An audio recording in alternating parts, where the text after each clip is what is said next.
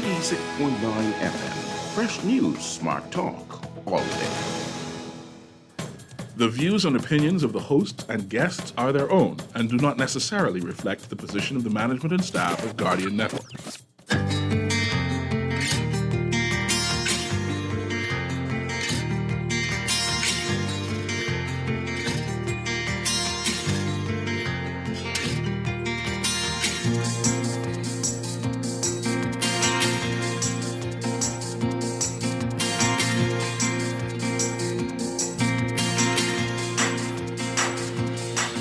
Good morning. A PLP campaign worker killed in Elizabeth Estates.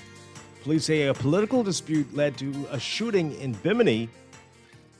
And the Ministry of Health reporting a notable decrease in new COVID cases. It's all straight ahead this morning. I'm Dwight Strachan, and this is Morning Blend. Wake up, it's a new day. Wake up, it's a new day. It's the start of a new way.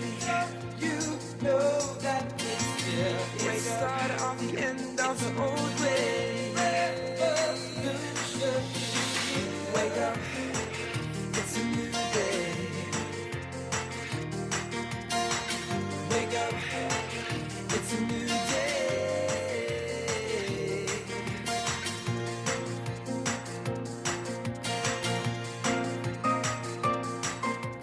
Good morning again, Bahamas. It is Wednesday, September 15th, 2021. This is Morning Blend on Guardian Radio 96.9. Again, I'm Dwight Strachan. In a moment, Chester Robards will be joining us. Also this morning, we've got a special message from DNA leader Orinthia Komalafe. And it's part two of our Bahamas COVID vaccination raffle drawing. Will you be today's winners? And later, we are making predictions about the big day tomorrow, the general election. Who do you have winning? How are you voting? We're having a big discussion. That's all straight ahead. But first, it's time for the overnight, the latest breaking news from while we're sleeping, and the top national and international headlines this morning.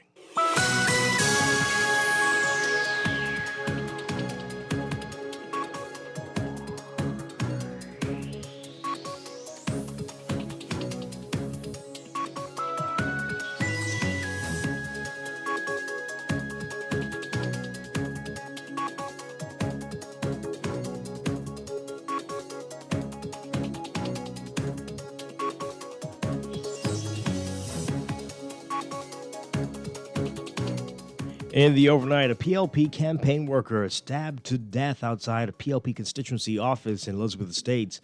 It happened yesterday after he got into an argument with a man known to him. Police ASP Audley Peters saying yesterday that there was no evidence to indicate that the killing was politically motivated.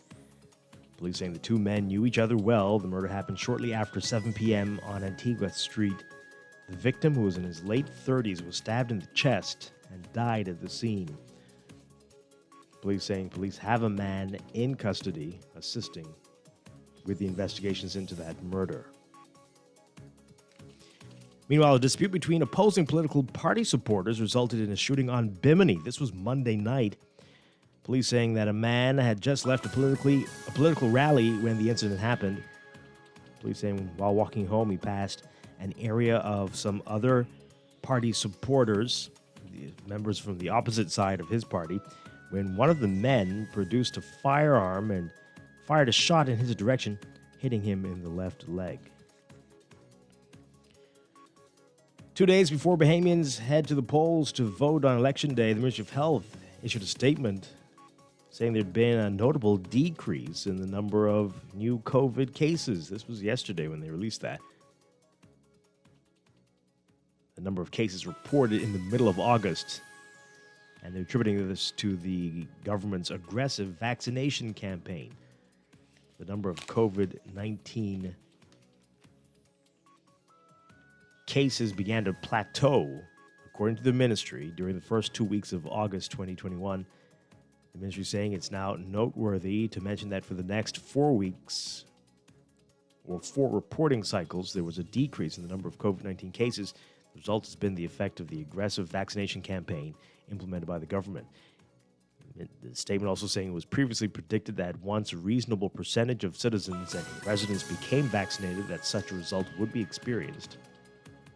There were 336 COVID cases in January, 335 in February, 613 in March, 1,262 in April, 1,345 in May, 871 in June, 2,185 in July, but 3,450 in August. So far in September, we are at 1,230. The ministry says between January 1st and September 12th, more than 11,500 COVID cases and 302 deaths are reported. And that a total of 173,130 doses of the COVID vaccine have been administered. 65,915 people are fully vaccinated. Prime Minister Minnis is expected to speak on this COVID situation today, and we're told the Ministry of Health will hold a press conference to provide the public with an update next week.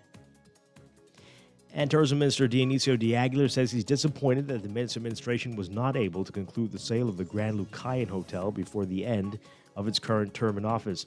He said the sale continues to be delayed by the protracted wait for Royal Caribbean and ITM to close their separate deals with Freeport Harbor Company. Dionisio De Aguilar was speaking to reporters outside Cabinet yesterday.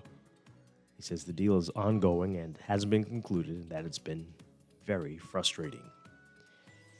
And Public Service Minister Brensel Roll says just over 1,200 people who were part of the government's National Job Creation Program have received letters confirming they will be made permanent and pensionable, passing a 12-month probation period. He said the commitment was made to young people who joined the National Job Creation Program that if they performed and did their work, that they would be considered permanent or eligible to become permanent.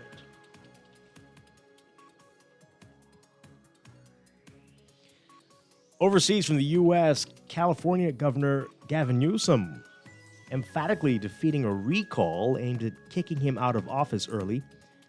A contest the Democrat framed as part of a national battle for his party's values in the face of the coronavirus pandemic and continued threats of Trumpism.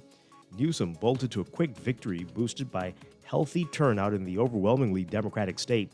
He cast it as a win for science, women's rights, and other liberal issues, and saying it ensures the nation's most populous state will remain in Democratic control as a laboratory for progressive policies. With an estimated 2/3 of ballots counted no on the question of whether to recall Newsom, that was ahead by about a 30-point margin. That lead was built on votes cast by mail and in advance of Tuesday's in-person balloting, with a strong showing by Democrats. While likely to shrink somewhat in the days ahead as votes cast at polling places are counted, Newsom's lead couldn't be overcome. Republican talk show host Larry Elder almost certainly would have replaced Newsom had the recall succeeded, an outcome that would have brought a polar opposite political worldview to Sacramento. And a new chief prosecutor is sworn in this week, just hours after his predecessor asked a judge to charge Prime Minister Ariel Henry with the slaying of the president in Haiti and to bar him from leaving Haiti, a move that could further destabilize a country roiled by turmoil following the assassination and a recent major earthquake. The request filed by Port-au-Prince prosecutor Bedford Claude, who was fired by Henry, came on the same day that a prosecutor had asked that the prime minister come to a meeting and explain why he spoke twice with a key suspect in the assassination of President Jovenel Moïse, just hours after the killing. The spokesperson for Henry could not be reached for comment. It wasn't clear if Claude's removal would have any impact on the case, but an analyst noted that the investigation is in the hands of the judge. It wasn't clear if Claude was officially removed before he made the request to the judge. The Associated Press obtaining a letter dated Monday in which Henry told Claude that he was being fired for an undefined serious administrative fault and that the decision was effective as soon as he received the document. Claude did not respond to a request for comment on his firing or when he got the letter.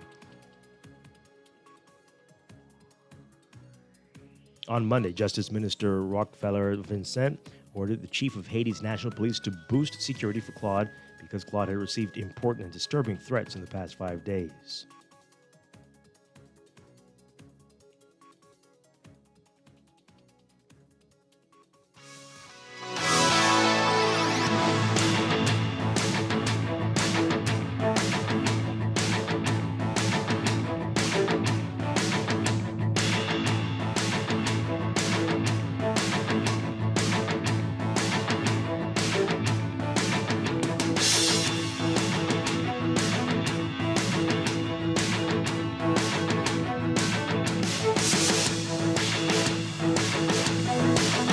In sports, for Major League Baseball, the Dodgers clinching the postseason berth with an 8-4 win over the Diamondbacks. From the NFL, 6 unidentified members of the New Orleans Saints coaching staff, a player and a nutritionist, have tested positive for COVID-19, according to 2 people familiar with the situation. The people speaking to the Associated Press Tuesday on condition of anonymity, because the team and the NFL had not made a public statement about the matter. Those people, though, saying that the entire Saints coaching staff had been vaccinated. Later Tuesday, Michael Thomas, who already was ineligible to play the first 6 games while on the club's physically unable to perform list, was placed on New Orleans' COVID-19 reserve list. The names of most others who tested positive were not expected to be released in the short term because of federal medical privacy laws. That's sports, and that's the overnight. Time for your first look at weather.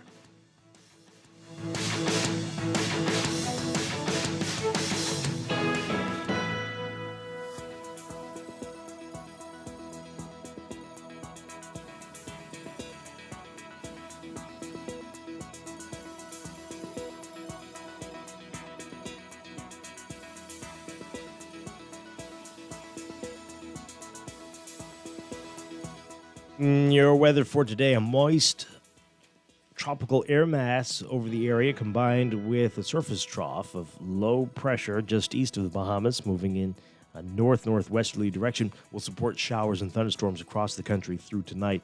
Boaters should be alert due to the threat of waterspouts and funnel cloud activity in or near showers and thunderstorms. And everybody's being advised to limit outdoor activities and remain hydrated due to heat indices expected in the triple digits again today. For all areas, your forecast calls for variably cloudy, warm, and humid conditions with scattered showers and isolated thunderstorms. It's going to continue through tonight. Some showers could become heavy and severe at times, especially the thunderstorms. Gusty winds and higher seas expected in showers and thunderstorms. Winds east-northeast to east-southeast at 10 to 15 knots, becoming east to southeast at 10 to 15 knots by this afternoon, falling light and variable at times, seas 2 to 4 feet. Temperatures today getting up to around 92 Fahrenheit, 33 Celsius, but the heat index will be up to 105 Fahrenheit, 40 Celsius. Overnight lows tonight getting down to 73 Fahrenheit, 23 Celsius. That's your first look at weather this morning. We'll have your extended outlook coming up after traffic in just a bit.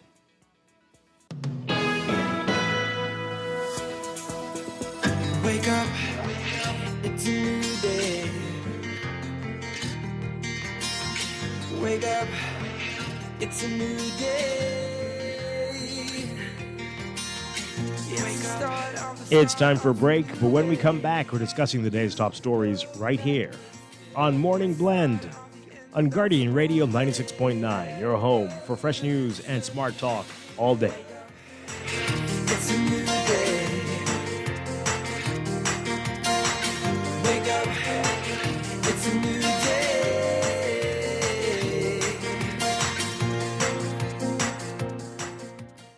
This is Guardian Radio 96.9 FM, Nassau, Bahamas. Nassau Rolling Red Drive-In Rally is this Wednesday, September 15th at the Carnival site, QE Sports Center, 6 to 8 p.m. Rolling Red, live entertainment featuring KB, Christian Massive, Bahamian Trey, Sydney, Novi, Nehemiah Hill, and DJ Time. Remember to stay in your car, on top of your car or truck. Can't make it? Then watch us live on any F&M social media site, Guardian Radio, or the rebroadcast over ZNS TV and Radio Network, Our News, and Eyewitness TV, 8 to 10 p.m. All COVID safety protocols will be observed. Let's roll red! Technology serves to make our lives better, so why not your business too? At Custom Computers, we've been maintaining our knowledge and relationships with top tech companies since 1987 and carry only the most trusted brands like Apple, Microsoft, HP, and more. No company has helped more businesses build reliable IT systems than Custom Computers. You name it, we've done it. Call 396-1101 to talk to any of our business experts. Find trust in your tech. Count on Custom Computers. Be prepared for the rainy season with an RBC loan to fund your rainy season essentials. For hurricane shutters, generators, solar power systems, or general home repair, RBC offers a range of flexible and competitive financing solutions. Let us help you get started at rbc.com/loans. Bank/Caribbean/Get a Loan. Special conditions apply. Reimagine your rainy season readiness with RBC Financing. Breakfast just got better at Wendy's. Introducing the Breakfast Biggie Bag. Enjoy a double sausage muffin with 2 square sausage patties, a freshly cracked egg, and cheese served on a toasted English muffin, a medium waffle fries, and an orange juice for only $5.25, VAT inclusive. And an apple pie for just $1 more. Say what? At Wendy's, better breakfast is all day. Offers valid in participating locations. Wendy's, different inside and out. There is a better way forward, and it starts by leading with compassion. PLP leader Philip Brave Davis. We're going to respect doctors and nurses, partnering with them to fix the health crisis. Deputy leader Chester Cooper. The same way of doing things just won't work anymore. We'll create new jobs and new industries, building an economy that works for everyone. Join us, and let's change our country together. This has been a paid political announcement by the PLP. Screws and Fasteners World, Balfour Avenue and Palm Beach Street, has those hard-to-find fasteners for you right now.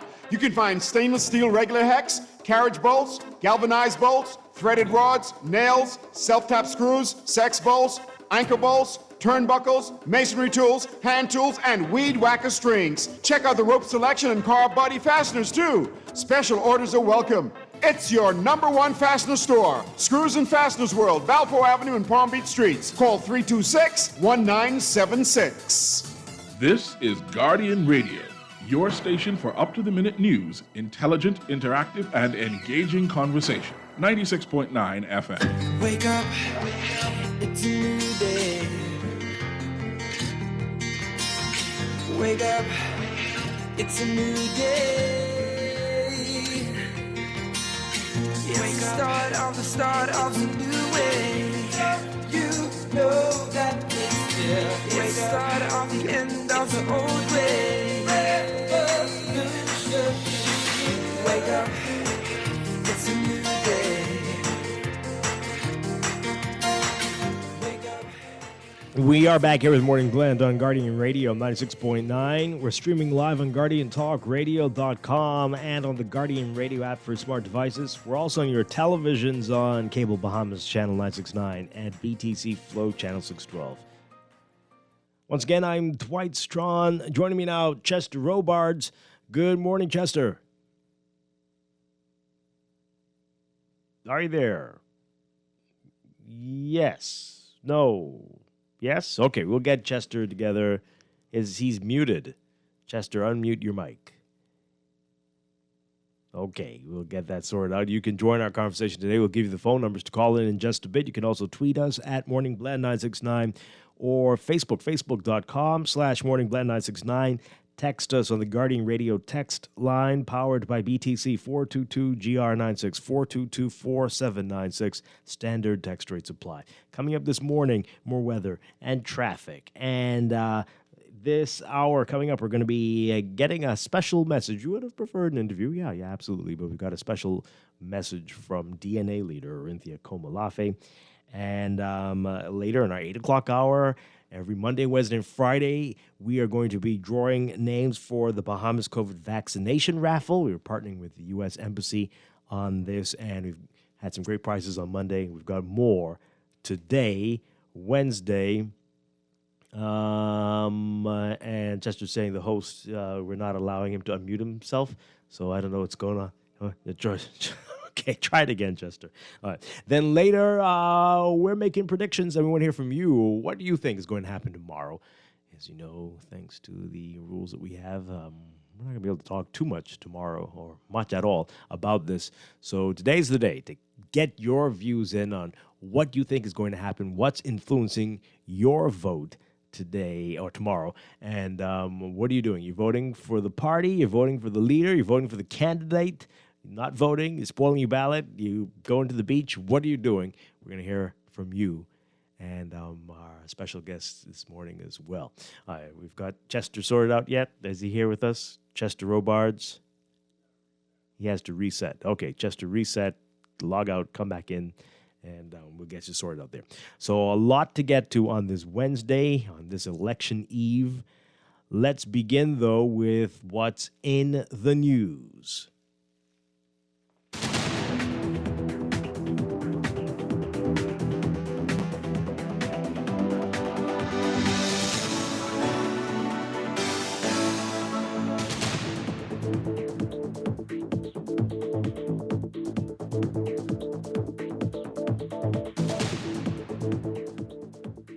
And in the news overnight,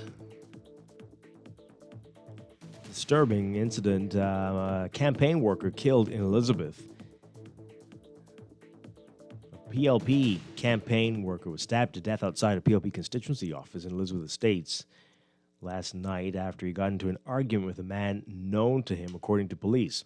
ASP Otley Peters saying yesterday that there was no evidence to indicate that the killing was politically motivated, as rumors had suggested earlier in the evening, but it happened, we're told, police say the two men knew each other, and the murder happened shortly after 7 p.m. on Antigua Street. The victim, who was in his late 30s, was stabbed in his chest and died at the scene, according to police. Peters says police have a man in custody assisting with the murder. A visibly shaken Zane Lightburn, the PLP's candidate for Yamacraw, identified the victim as his campaign worker.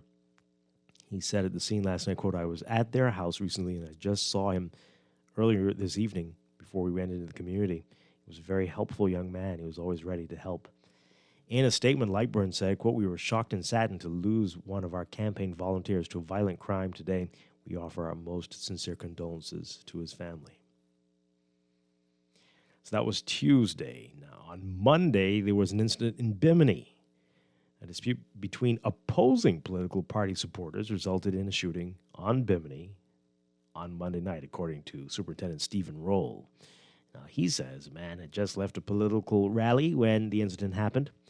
According to Roll, quote, "While walking home, he, the victim, passed in the area of some of the opposite party supporters when one of the males produced a firearm and fired a shot in his direction, hitting him in the left leg."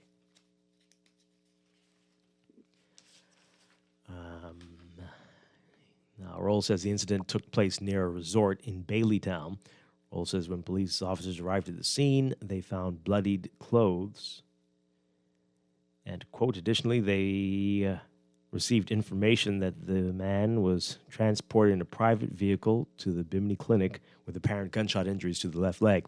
Officers left and went to the clinic on inquiries, and they saw a man with apparent injuries being attended to by medical professionals. Okay, all of this is not necessary. Anyway, our role says there is no reason for the public to be concerned following the shooting. He said it is political season, and you have people who are out on the streets and they are campaigning.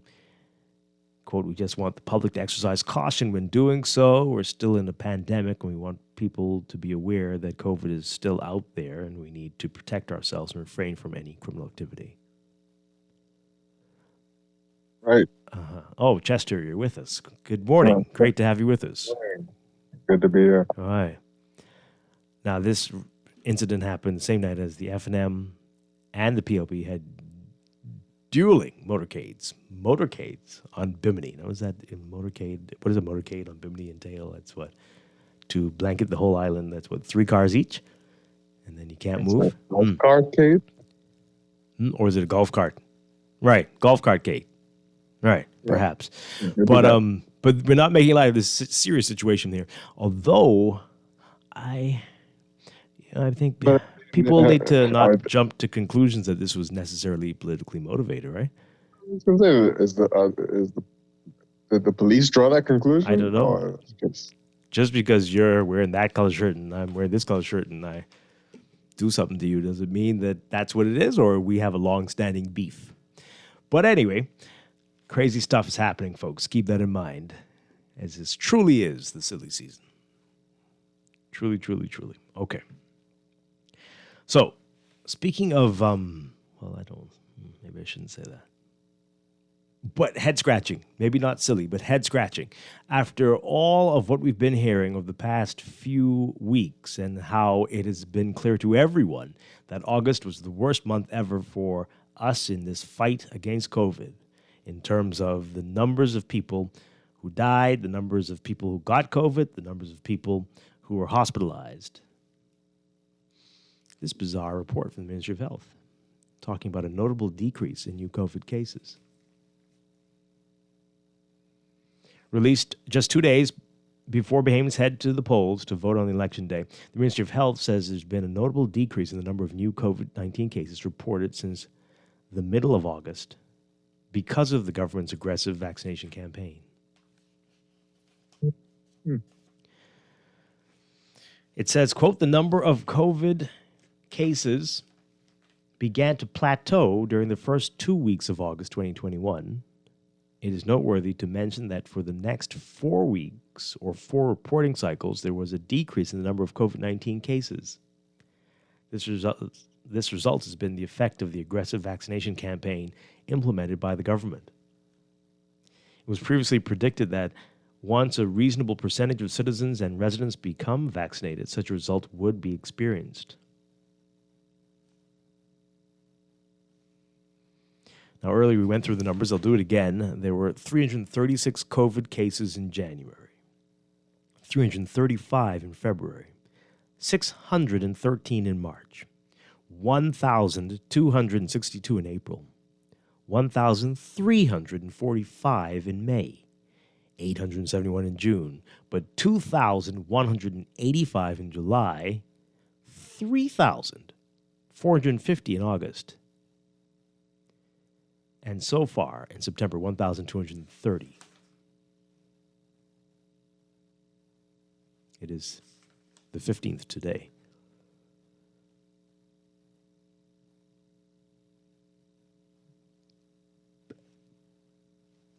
Oh, but okay. What's that? What am I missing?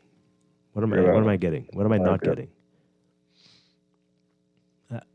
Okay. The ministry says that between January 1st and September 12th, more than 11,500 COVID cases and 302 deaths were reported.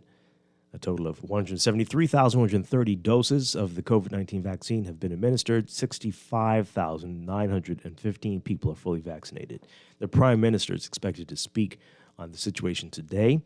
When and which form this will take, we are not clear at this point. There is an F&M rally tonight.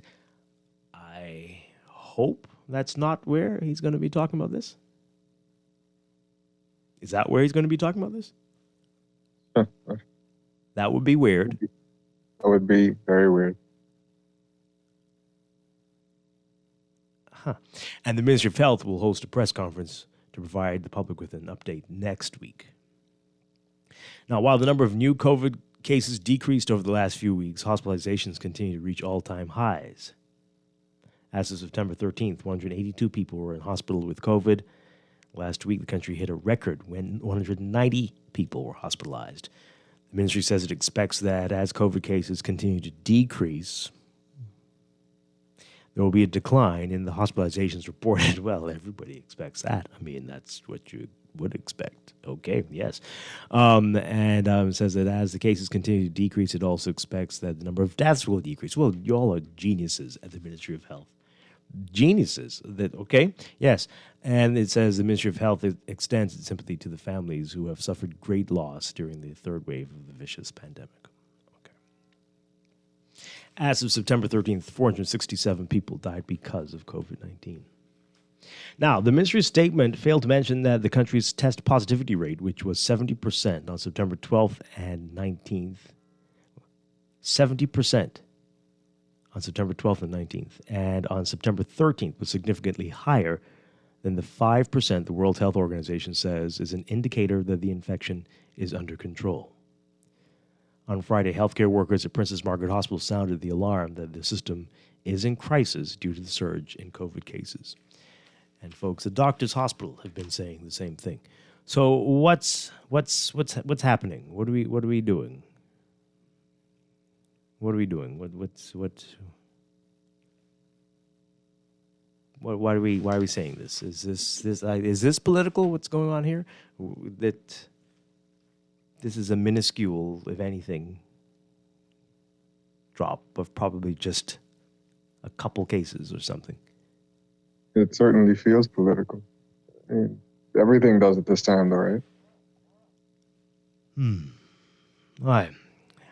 My goodness, folks, let's hear from you. What do you say about this? What's going on? 323-6232, 325-4316, 325-4259. Tweet us, Facebook us, text us, 422-4796. Puzzling. What's going on? All right.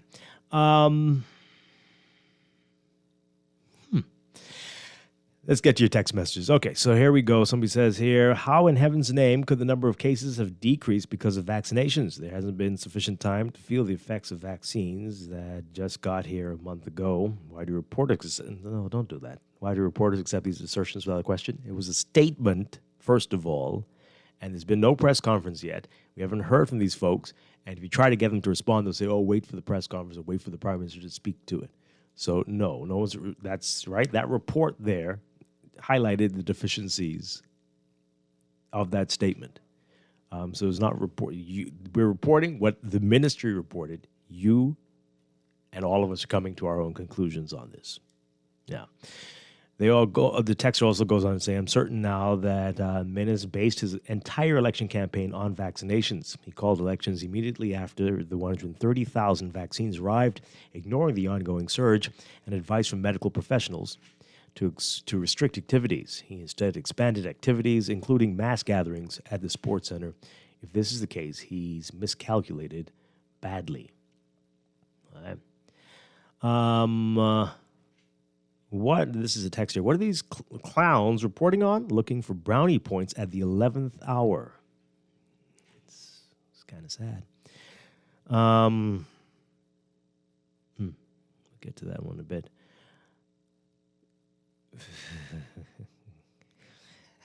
This one says, Dwight, aren't you happy we have geniuses in health? Captain Obvious and crew. Captain America ain't got nothing on us. Well, yeah, using their education to good effect there. Let's take this call. Good morning, caller. You're on the air. Well, good morning, Dwight. How are you doing? Doing well. Good morning. It's been a while. I'm looking at the whole thing.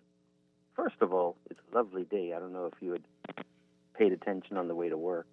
It's a nice day to go to the beach. You think it'll be like that tomorrow? I'm hoping so, I want to invite my friend to go to the beach with me because he went last time, and I think maybe I should go this time. If it's storming tomorrow, what should we make of that? What does that say? I might still go to the beach in the storm. Mm-hmm. But, up until the 9th hour, we had no manifesto. You see, I would have liked to have seen that produced, and you and many experts debate the issues, such as will the VAT go up or will it go down? What will we do for our economy? How are we going to handle education, understanding the debacle it's been for the last year and a half? We've heard none of those serious issues answered. All we've seen is smear campaigns, me against you and you against myself. And that just makes me sick. I don't want to vote when I see you talking bad about your opponent.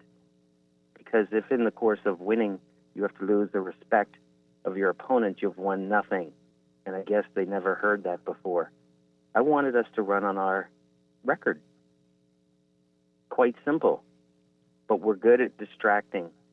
And I don't know what to tell you this morning, but I felt compelled to give you a call because at the height of the pandemic globally, the fourth wave, and all the crazy in Florida, because you've seen Florida news, right?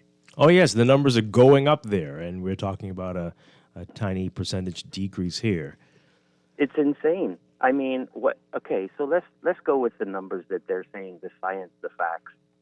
What happens after a super spreading event when you say that my mother, who's almost 90, can go and vote with people and she doesn't know their status? You understand what happens on Friday and Monday next week, right? I just wanted to call you to prepare you for that. Mm-hmm. Because we're then going to say, oh, no, look at what's happening. Well, did we cause it? Remember we had no new cases in the entire country after we were locked down Easter of 2020. You remember that? Yep. We were the first country in the world. And then we sent the plane to Miami for a cheap ticket to bring some corona back. You remember that? How could we forget? And then we borrowed money to support our economy. but we had to open for the tourism. Well, now we didn't get that tourism last in 2020, and then we still had to borrow. It would have been better to put us in a bubble that we wanted to put the tourists in. You know what I'd like to see you guys do on Guardian for the next day and a half? Do the year that was. Write that down. Let the people know the year that was and what we did. Or go back for the past, you know how at the end of the year, I'll leave you with this one. You know how New Year's we always do a review? Mm-hmm. Why don't you take the next day to do a review on the last 4 years? I'd appreciate that. I might even sponsor that ad. Have a good day. Okay. All right. Well, I think that might be seen as an influence to people voting tomorrow if we did that tomorrow. but it's an interesting idea, definitely. Okay. You guys are going to be singing Kumbaya tomorrow. Yeah. Perhaps. All right. This one says here, Mr. Wells says the numbers will be down before election. This is truly political. Yeah, remember when he said that? He did say something like that. This one's saying we are saying this only until Friday morning. After the super spreader events, get ready for your lockdown. Yeah, it's quite likely the story will change. Oh, that was a miscalculation. And oh boy. This one says here, if it is storming tomorrow, doesn't that make the waves larger? Ha! Jokes. You got jokes. Yeah, or some people get flooded out. One of them. But it's going to be a new day first. Well, as I said yesterday, a new day, but you're still in prison. Okay. This one says here, Cox is probably saying he'll have the last say one way or the other. When he speaks tonight, you all radio talk show hosts won't be able to talk about it tomorrow morning, so expect a lot of pretty talk tonight. I still hope he has better sense than to make this COVID discussion at the same time as the rally. Like, do that at 1 o'clock or something, for goodness sake. Please, let's not do that. Oh, boy. Prophet preacher Remnant Wells prophesied this week. He reported that he anticipates the numbers will go down. Then the incompetent authority is reliably informed that the FNM won the early vote. Don't believe what you see and know to be true. Only believe what they say is true. Well, oh boy. Okay. Well, this is what they're saying. Be guided that things are very dangerous out there, folks, and that is nothing to celebrate. And we still are questioning it. And you know how percentages go. It could be 1 or 2 numbers down, literally. So anyway, okay, so that's happening. It is election day tomorrow. People have concerns about what's going to happen. Will the polls be able to handle this? What can we expect tomorrow and afterward? The questions were asked to the minister responsible for elections, National Security Minister Marvin Dames. Here's a report from our Jasmine Brown on what he's saying.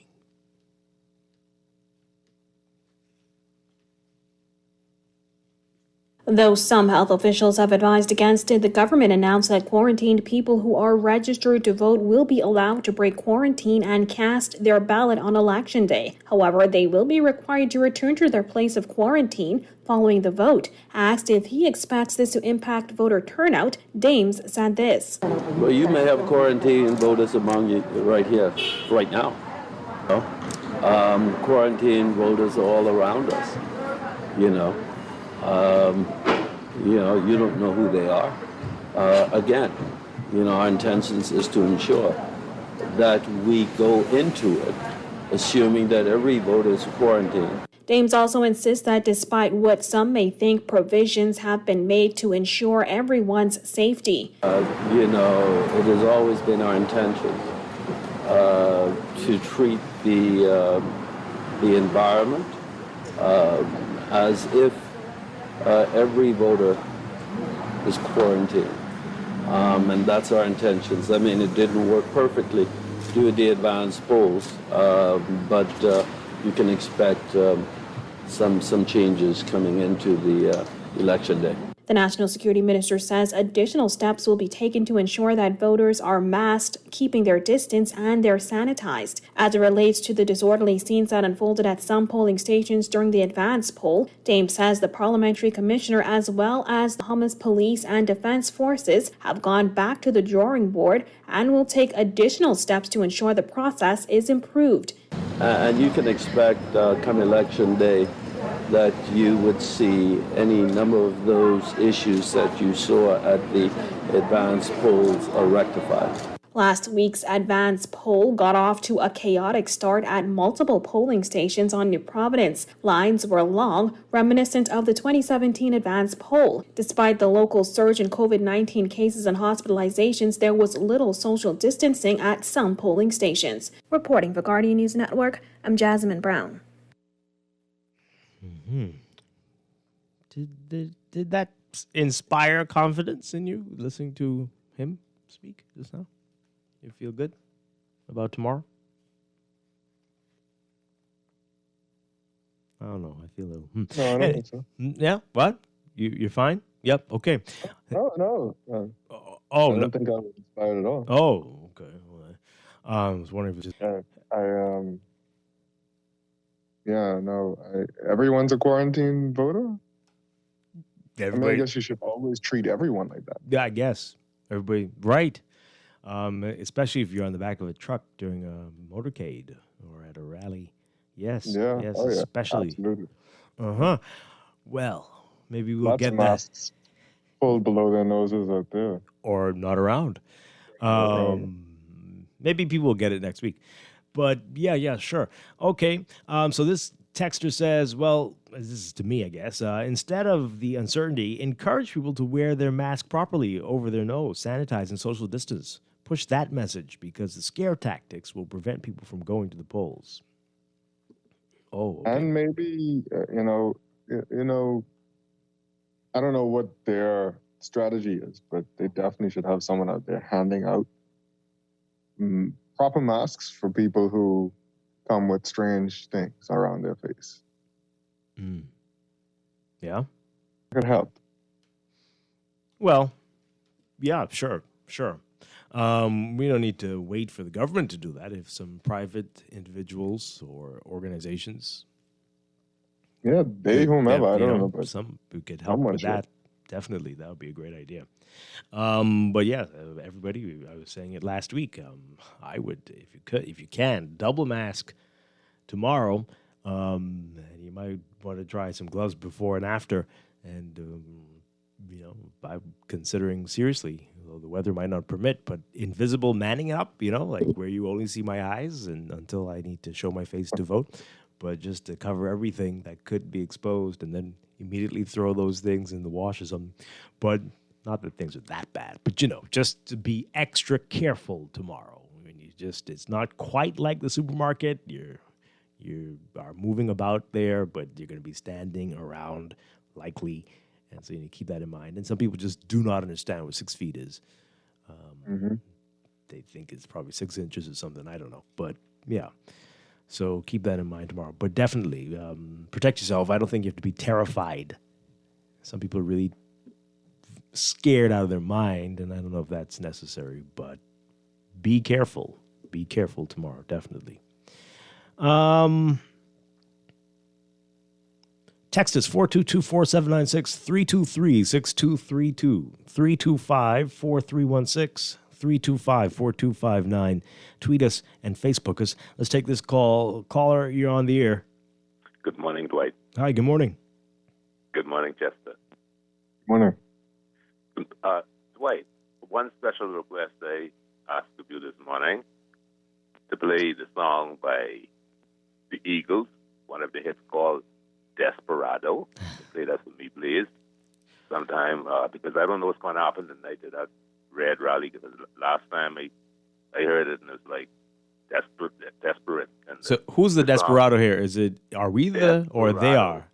I know the song. It's someone. It's the appropriate song for Mr. Minister. Oh, okay. The last rally of that Sports Center, he was so desperate. I don't even have to remember the Eagles song, Desperado. Can you please play that? Okay, please, I beg you. We'll play that when we get to the political talk.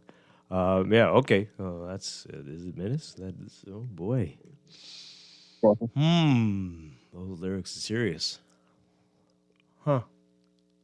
Sometimes I feel like it's us though. You know? I don't know. Let's pull up the lyrics. If you're not familiar with the song, we will play it a little bit later. But those are some lyrics. Send that to someone you're on the verge of breaking up with. Their mind will be blown. I actually did that before. But yeah. And they're oh man, they're go crazy. Also it is for him. Okay. Yeah.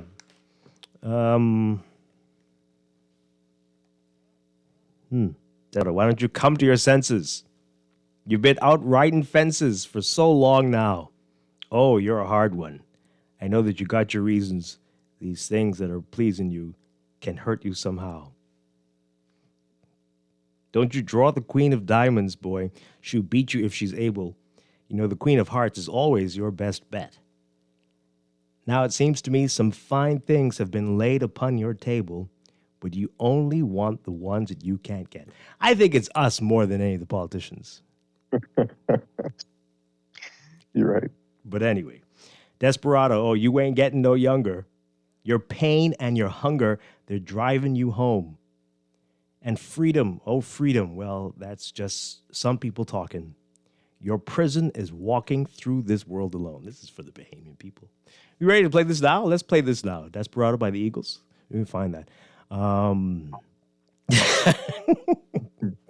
Somebody's asking who I said that song to. Don't your feet get cold in the winter? The sky won't snow and the sun won't shine. It's hard to tell the nighttime from the day. You're losing all your highs and lows. Ain't it funny how the feeling goes away? Desperado, why don't you come to your senses? Come down from your fences. Open the gate. It may be raining, but there's a rainbow above you. You better let somebody love you. You better let somebody love you before it's too late.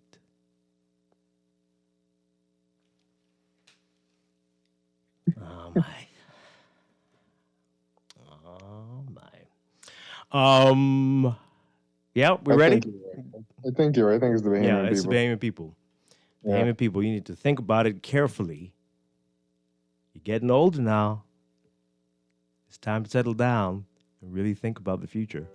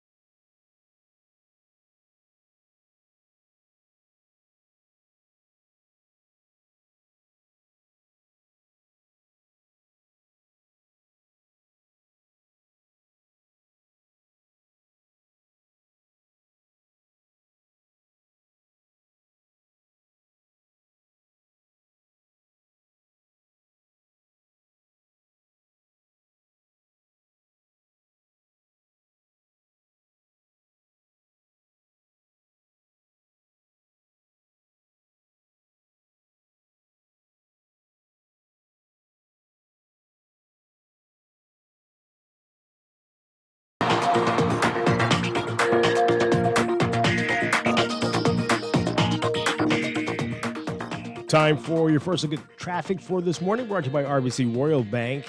In your real-time traffic, Mount Butler Highway, as usual, the hotspot this morning so far. Heavy traffic north of Fire Trail in the northbound lanes, heading to Tonique Williams-Darling Highway. Gladstone Road looking a little bit better for you as an alternate route, but you'll see that heavy traffic in the northbound lane as you get closer to John F. Kennedy Drive this morning. Eastbound on Carmichael, building traffic toward Blue Hill Road, and that area on Blue Hill Road is a bit congested, that junction with Carmichael. And Blue Hill Road further north, just north of Soldier Road, you'll be noticing the traffic building there as you get closer to the roundabout with Independence Drive. Elsewhere, we are seeing pockets of traffic building on Prince Charles Drive at the major intersections like Fox Hill Road and Beatrice Avenue, and further up near Soldier Road, and then Robinson and Marathon and East-West Highway. And then we've got near Charles Saunders Highway and Beatrice Avenue, some heavy traffic building at the intersection there. Yamacraw Hill Road as well as you approach Fox Hill Road. So those are your hotspots for now. That's your real-time traffic. We'll have another report for you just after it. That's your Morning Blend Traffic Alert brought to you by RBC Royal Bank, banking reimagined.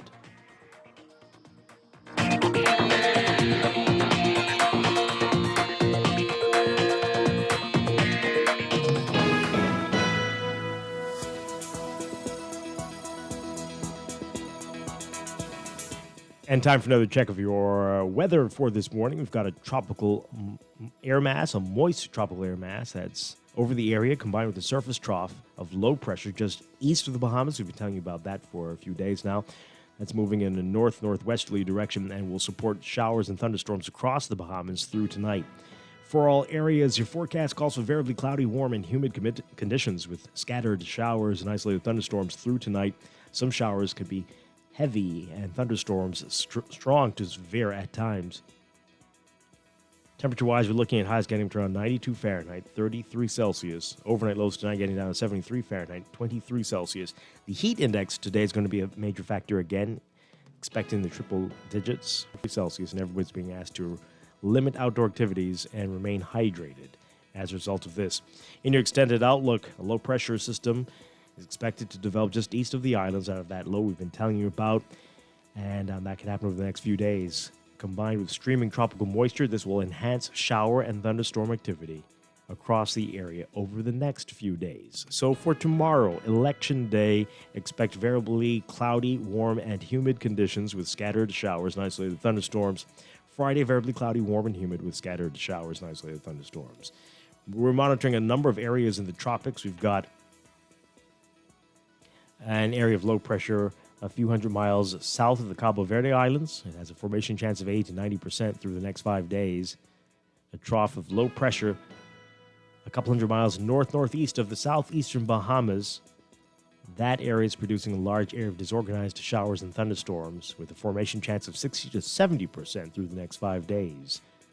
And then there's a tropical wave expected to emerge off the Africa toward the end of the week. It has a 20% chance of development over the next 5 days. So quite a lot happening in the tropics. We'll keep an eye on that for you, but that's your Morning Blend weather check. When we come back with Morning Blend, a special message from DNA leader Arinthia Komalafe. You don't want to miss that. That's after the break. Stay with us.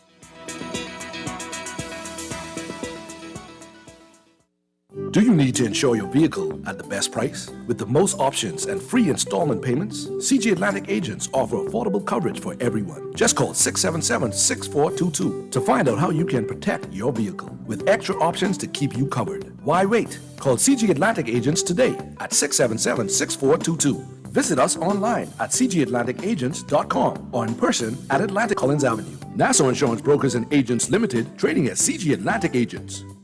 Have you heard about the COVID vaccine raffle? If you are COVID-19, you can enter to win amazing prizes like food store gift certificates, hotel stays, beach excursions, and so much more. Even if you are previously vaccinated, still enter to win. The COVID vaccine is free, safe, and protects you from severe COVID-19 infections. Don't delay. Get vaccinated today and enter to win. Visit www.vaxbahamas.com to register. The national elections are upon us. Our choices, our issues, our decisions, our vote. There is one place where you'll hear independent analysis, informed projections, and meaningful insight on Election Day. The Hour News and Nassau Guardian teams will bring all this as our nation votes with live returns from every constituency. Watch Our TV, cable channel 212, and listen on Guardian Radio and Star 106 Hits on Thursday, September 16th, with coverage starting at 6 p.m. Our vote on the Our TV and Guardian. This is Guardian Radio, your station for up-to-the-minute news, intelligent, interactive, and engaging conversation. 96.9 FM.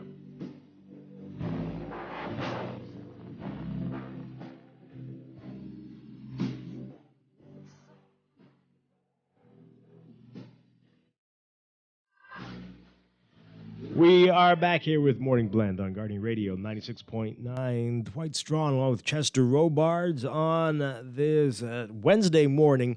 And as you said, coming up a little bit later, we've got our Bahamas COVID vaccination raffle with the U.S. Embassy. We're drawing 2 more prizes. It's coming up in our 8 o'clock hour. And then beginning in our 8 o'clock hour, we are going to be handicapping the election. Who's going to win what? How are you voting? What's influencing you? You're voting for the leader. You're voting for the candidate. You are doing what? And I want to hear from you all about this. We've got some special guests to talk about this as well. That's coming up. Now we have this. We would have preferred an interview. That's fine. But we have a very special message from DNA leader Arinthia Komalafe, who is bringing us this message this morning. Take a listen to this.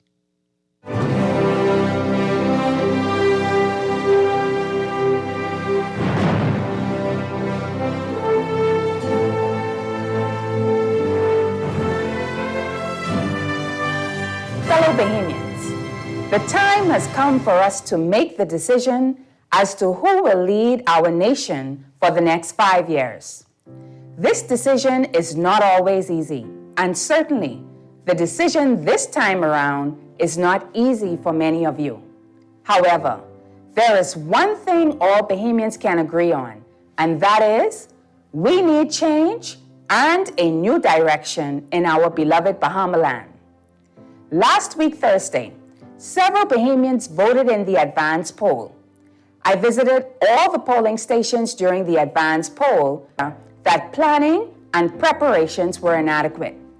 The experience varied from one polling station to another with inconsistencies in the application of the COVID safety protocols. We witnessed chaos at many locations with a lack of markings for social distancing, insufficient sanitization stations, no provisions to protect voters from weather conditions, and the absence of proper signage or directions. Despite having several classrooms at our disposal, voters were forced to use a few classrooms. I was particularly disturbed by the treatment of seniors and the disabled, as no provisions were made to accommodate them and protect voters from weather conditions. The fiasco involving the sealing of ballot boxes was also concerning. It is our hope that the lessons learned from the advance poll will result in deliberate actions to improve the voting of Bahamians go to the polls on Thursday this week. Regardless of our challenges, we are a peculiar people destined for greatness. Bahamians, I knew this from my early years growing up in the Baines and Grantstown community, where I completed my preschool, primary, and secondary education at St. John's Native Baptist Preschool, Willett Patton Primary, and C.R. Walker Secondary School, respectively. During these formative years of my life, I learned about the importance of hard work, discipline, and the pursuit of excellence. My late pastor and his wife, Reverend Dr. Owe Pratt and Mother Catherine Pratt, my primary school principal, Miss Audrey Dean, my high school principal, Mr. Howard Newbold, and many more individuals ensured that I was steered on the right path to becoming a productive citizen in society. In October 1992, I was baptized in my home church, Baptist Church, at the age of 12. I was a part of the church choir, Girls Brigade, under the leadership of the late Iris Arnett. Some of the individuals who helped make me the person I am today have gone on to glory. But the good they deposited while they were here on earth remains within me and so many others. I am thankful that I can pass these values on to my children and thousands of other young Bahamians. Why am I going down memory lane? Because I want to impress upon you from whence I came, and that my journey to leadership of the Democratic National Alliance started 41 years ago when I was born over the hill on Lewis Street in the Farm Road constituency, now known as Centerville. My grandparents came up in the struggle and worked as maids and chauffeurs under the then UPP government. My parents, Bradley and Jennifer Brannan, was in the financial services sector and the public service sector to take care of their family. They were my first example of hard work, commitment, and service to mankind. They taught me that there is dignity in labor. They taught me the discipline of going to work and going to work on time, working as though I was working unto the Lord and not just to be seen by my superiors. My hard work in high school afforded me an opportunity for higher education at what was then the College of the Bahamas, and then on to study accounting and finance and law in England. I was the first in my immediate family to do so. Bahamians, I went to school on a wing and a prayer, but God saw me through business and law school, resulting in my being called to both the bars of England and Wales and the Bahamas. I met my husband, Emmanuel, who has an African heritage, over 20 years in law school in England, and we have been married for over 16 years. We are blessed with 3 wonderful children, Morgan, Alexandria, and Joshua.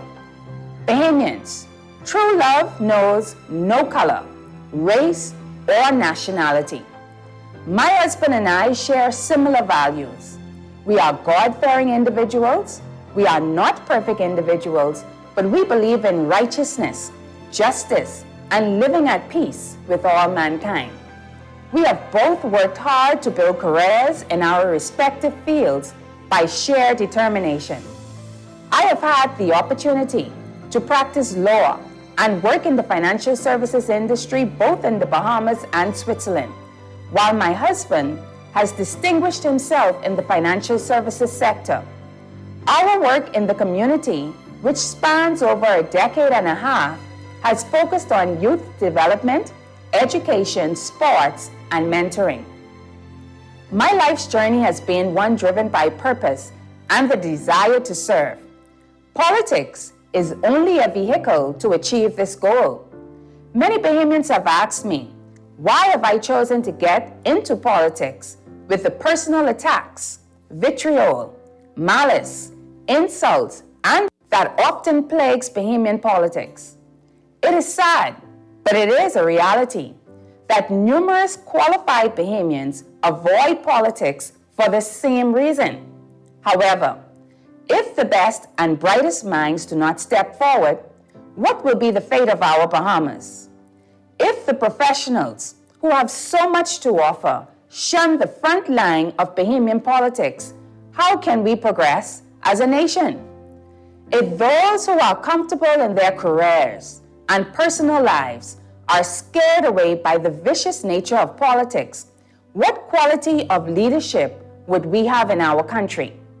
In my case, the challenges have been much greater because I am a Bahamian woman with what some call a funny African name, who is not of the political aristocratic class. I am a woman from humble beginnings who pulled herself up by her bootstraps, worked as a teller while going to school, obtained student loans to fund my tertiary at the love of my life. I am a woman who has led organizations in the public and private sectors. I have been a line staff, manager, executive, director, chair of board committees, and leader of various organizations. I have taken part in high-level regional and international meetings while leading delegations to the United Nations. These roles have never been defined by my origin, social class, or who I am married to, rather based on my competence and leadership skills. I entered frontline politics to give a voice to the voiceless, inspire young girls and women to pursue their dreams regardless of imposed societal limitations, ensure that young people have a place at the decision-making table, and most importantly, I entered frontline politics to serve my country and my people. Started rolling out its platform for the New Bahamas during 2020. We did not wait for the general elections to be called to share our revolutionary plans with the Bahamian people. We shared our vision for good governance, healthcare reform, education reform, tax reform, immigration reform, economic diversification, natural resources, agriculture and food security, energy reform, housing reform, and financial services reform. These can be accessed on our website, www.mydnaparty.org, and the videos can be accessed on our Facebook page. Our vision is bold. We have committed to changing our system of government to a republic while freeing ourselves from the vestiges of our colonial past. A DNA government will prioritize the devolution of powers and decentralization of government through local and city government. Our plans for the orange, green, and blue economies will result in economic diversification and sustainable growth, which unleashes the talents of our people. Our education platform will equip our children with the skills they need and ensure that no child is left behind. And our healthcare reform agenda will make universal healthcare a reality in our nation. We have committed to energy reform, which focuses on alternative energy sources and reducing the cost of living in the Bahamas. Our belief is that the natural resources of our nation belong to the Bahamian people and should be for their chief benefit. This is why we have devised a plan to put our natural resources in the hands of Bahamians. Our tax reform plan will ease the burden of taxation currently placed on the shoulders of the less privileged and working class. Those who have more will pay their fair share. A DNA government will introduce the most aggressive and modern housing program in the history of the Bahamas to increase home ownership, particularly among young Bahamians, and our Second Chance initiative will give older persons an opportunity for affordable home ownership. The DNA is contesting its third general election. For over 10 years, we have been advocating for the Bahamian people, and we have put forward plans to move our nation forward. We believe in deepening our democracy and ensuring that all arms of government are functioning as they ought to. Despite receiving over 90 applications for candidacy, we are fielding 22 candidates, knowing that we only require 21 seats to win the government and have a healthy opposition. I am imploring you to give us all 22 seats on Thursday and usher in change that makes sense. I promise you that we will not disappoint you, and we will work daily to make you proud. I also wish to use this opportunity to thank the constituents of Carmichael who have promised to vote me into the House of Assembly. As we prepare to cast our ballots on September 16, I implore you to keep our nation in prayers for a peaceful and orderly election. Let us remember that we are all God's children and that we are all one people, united in love and service. There is life before and after the general elections. Despite our political differences, we are not enemies. Even though we might be, political opponents. Let us shun violence, animosity, wickedness, strife, and hatred. We are one Bahamas. We have been known to have free and fair elections for decades, with smooth transition to power. The 2021 general elections must not be an exception, and all political leaders should ensure that our country's image is not tarnished as the Bahamian people choose their electoral Bahamians to exercise your constitutional right to vote. Remember that your vote is your voice. Do not be deterred, discouraged, or frustrated by the process. Make your vote count for your children and your children's children. Let us do this to usher in the new Bahamas. May God bless you, and may God continue to bless the Commonwealth of the Bahamas. Okay, that special message from DNA leader Orinthia Komolafe on this eve of the election.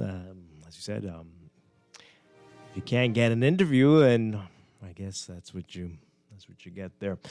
But hey, want to get your reaction to that and to what we are going to be talking about when we get back from the news about the election, what your predictions are, what do you make, what do you think will be the deciding factors? If you are voting based on the candidates, do you even know the candidates? Are you voting based on the party? Does talking to, hearing from a leader like that, does that sway you in any way? Chester? This is unprecedented. This is different. This is unusual. What we're seeing, just every aspect of this whole campaign has been different. It feels, but it's going to be interesting to see where things go. Your reaction to that, just now, Chester? That was certainly different. Certainly different. There's a lot of.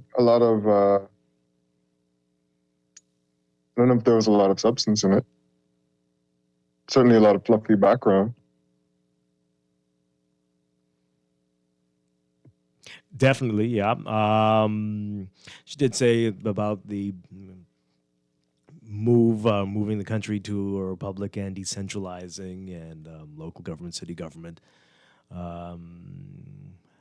We don't hear much of that from the major parties, but many do believe that would be the answer to seeing some real progress on some of the other family islands. But we're going to break for news. When we come back, want to hear what you have to say about that. We're going to bring in our guests as well. Our special guest, Nahaja Black, is going to be here from the Hitback, is going to be talking with us as well. So a lot to get to in our next hour. Plus, we've got the raffle. We're going to draw another winner for the Bahamas COVID vaccination raffle. And we're going to get your predictions on who's winning tomorrow. We're going to get that.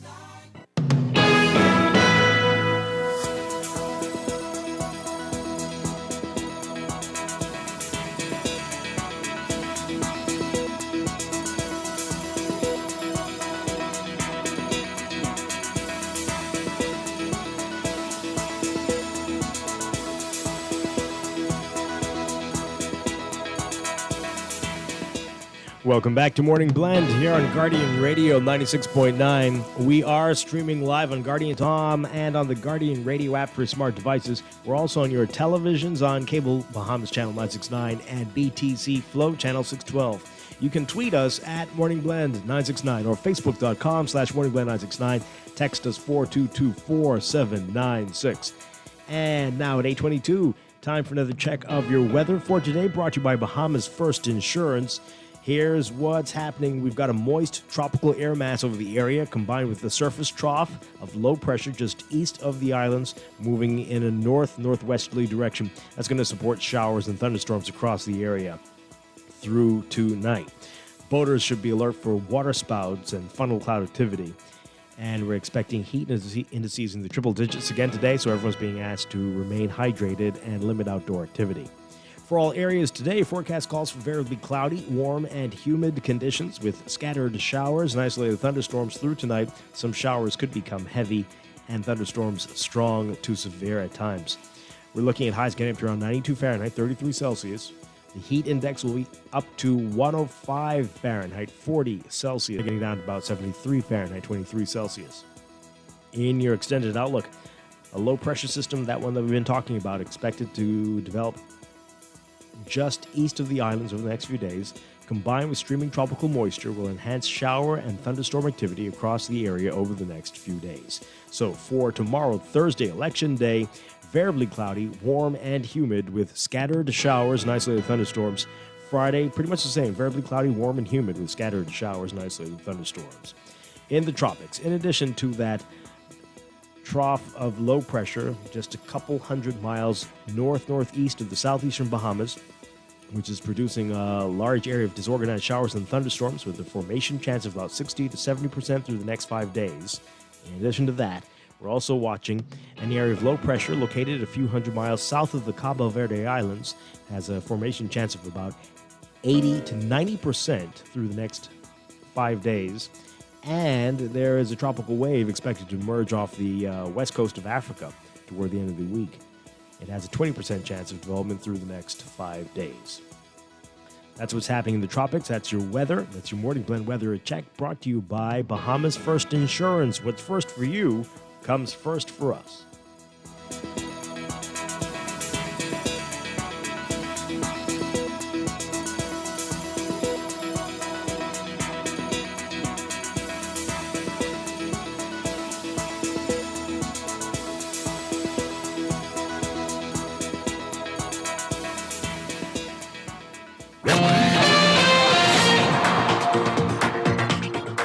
Traffic for this morning brought to you by RBC Royal Bank. In your real-time traffic, we've got Smile Butler Highway, heavy traffic from south now of Fire Trail all the way up to Tonic Williams Darling Highway. That's backed up a bit on Fire Trail as well, eastbound to the roundabout with Milo Butler Highway. Keep that in mind if you are heading from the southern part of the island to the center of the island. Gladstone Road also busy for you this morning, northbound as you head to JFK Drive.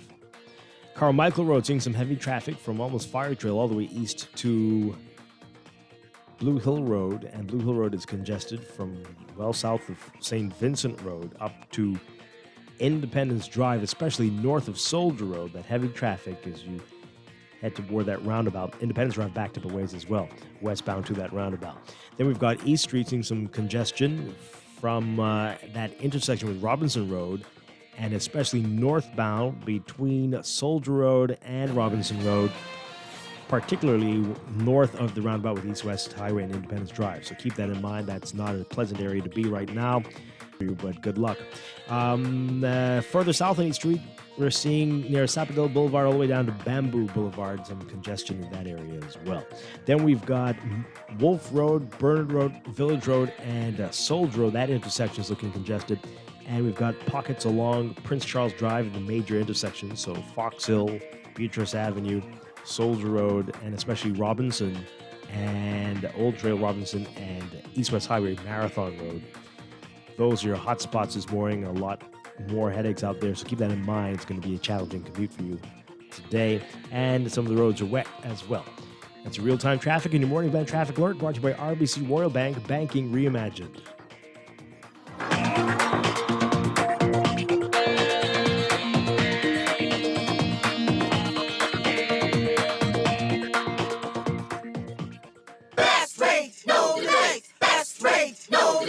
BTC gives more savings on the best fiber internet. It's super fast with super savings in every package. Compare and see for yourself. Enjoy up to 150 megabits per second plus 157 TV channels and unlimited home phone minutes for only $99.99. Best rate, no delay. Visit a BTC store to sign up for the best internet experience on the Bahamas' best fiber network. Conditions apply. Be prepared for the rainy season with an RBC loan to fund your rainy season essentials. For hurricane shutters, generators, solar power systems, or general home repair, RBC offers a range of flexible and competitive financing solutions. Let us help you get started at rbc.com/Caribbean/get-a-loan. Special conditions apply. Reimagine your rainy season readiness with RBC financing.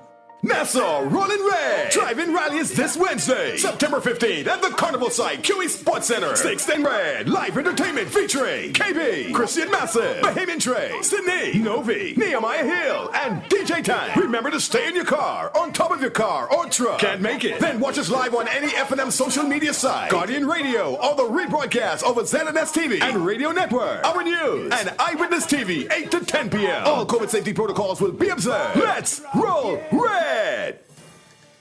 You've tried everything. ASUS with your mother's cousin's sister's auntie, and even hiding your money under your mattress. But is your money safe? Your Bahamian dollar deposit in a member bank or credit union is insured up to $50,000. If anything happens, your deposit up to the insured value will be returned to you thanks to Deposit Insurance. Visit Deposit Insurance Corporation at www.dic.bf. Protection for your money guaranteed with DIC. This is Guardian Radio, 96.9 FM, Nassau, Bahamas. On the right thing to decide. Will I take the wrong direction? All my life, where will I go? What lies ahead of me? I have strong determination, and I'm not afraid of change. I have yet to find someone who would care to satisfy me, to stay right by me. Oh, who can I run to share this empty space? Tell me, who can I run to when I need love? We're playing the songs that speak to the Bahamian people, expressing how we feel. You're going to make the right decisions. Who can you turn? Drawn along with Chester Robards, we are talking election 2021, and we're going to get your views on how this is going to go. We're going to talk about what's going to be the deciding factor for you, whether it's the issues, not much issues, just a lot of name calling we've been hearing, or whether it's the candidate, whether it's the leader, whether you don't want to vote. We want to hear from you about this, and we're going to make some predictions as well. Want to get yours in, too. To help us with this, Chester, we've got our friend and colleague, Nahaja Black from The Hit back with us. Nahaja? Morning. All right. Great to have you with us. What's up, everybody? You're up early. Only for you, Dwight. Oh, I appreciate it. I appreciate And the it. 3 children. Oh. I mean, I just wanted to make you feel good there. Right. Yeah, I'm sure that was it. That's mainly it. All right. So I just wanted the 53 children. What? Her children. Oh, nothing. Right. Her children. That's right. Yes. Right. Yeah. My children. Right. not our children. But No, her right. children. Let's clear that up. Just so everybody don't start spreading some rumors out there. All right. So just want to say this really quickly. Today, another day for you to get your NASA Guardian. The election tally sheets are in there again. If you missed it yesterday, get your NASA Guardians for the election tally sheets. You're definitely going to want that for tomorrow night. And tomorrow night, this is your spot for live coverage of everything to do with the elections, Election Day, right here on 96.9, our partners with Our News. We're going to be simulcasting their coverage, and our Guardian News team working hard for this tomorrow night. Okay, so I want to get your reaction before we get into your reaction to what we are going to talk about, but just what you heard from the DNA leader. Rinthia Komalafi getting a lot of reaction on our text line. Yeah, Chester, you said what you had to say. Nahaja, you heard a bit of it. What do you make of that? Yeah, no, I really thought it was interesting. It was different. COVID has caused us to be a lot more strategic in campaigning. Oh, is that what And that is? I thought, can you hear me? Yeah, I was saying that's what it was. That's what. Well, I think that was strategic. That how best can you catch as many people as you can? And she used a good venue to do it. And it's up to the Bahamian people if we thought it was sufficient. But it was different, and I appreciated it. I appreciated the creativity of doing it that way. Put a national address on the leading talk show in the country, and why not? Oh, thank you. Well, Dwight, did you ask for an interview and they sent this thing? We sent out to all the major parties what we're doing this campaign season. This is what we're offering. And we had not heard anything from them. But yesterday they said we'd like to run this on a couple of your shows. And that's going to be happening today. If you missed it, you'll be able to hear it again later today on the Rev. So I'm getting some of your reaction to it. They're saying, I love that message from the DNA. I felt sincere. It felt sincere and not faked. But somebody else says here, no, good morning. This is not the time now, like maybe 3 months ago or 4 months ago or even a year ago. But one day before the general election, nah. Remember, a promise is a comfort to a fool, I guess they're saying. Okay. So, hey. So let's move on. You can continue to message us about that, what you think. But let's talk about what we are seeing here. This snap election that everybody was expecting to be a snap election, but that caught us off guard, even though we kind of knew it was going to happen early. What is going to be what we find out tomorrow? Is it going to be a swing in the other direction? Is it going to be a tight race, as people are saying? Some are saying. Do we know? Can you believe what you're hearing on the streets, what people tell you in their conversations? Can you really believe what they tell you? What are you getting? What's the sense you're getting? And Haja and Chester, you can jump in there, and then we'll get to the phone lines. I'm predicting a very tight race with slim margins and the possibility for recounts. Yeah, I think that it's going to be a tight race. I think that it will, to some degree, you can believe what folks are saying on the ground. But I know personally, folks like myself, you walk in and you change your mind right at the booth, right? So I think that this is where it's going to be. When people personally ask themselves the question, what is best? And they will decide, but we're Bahamians, we vote out of fear, not faith, right? So we vote out of what will happen if the guy gets back in versus what will happen if we don't vote based on our conviction. And that leads us, I think, also to the back and forth. Now, my 3 categories I'm looking for this election is competency, stability, and vision. And that's my Venn diagram. And right now, it's a challenge to find one that fills all 3, but some that lead closer to it. Yeah? So that's, yeah. Okay. Well, that's good. That's good.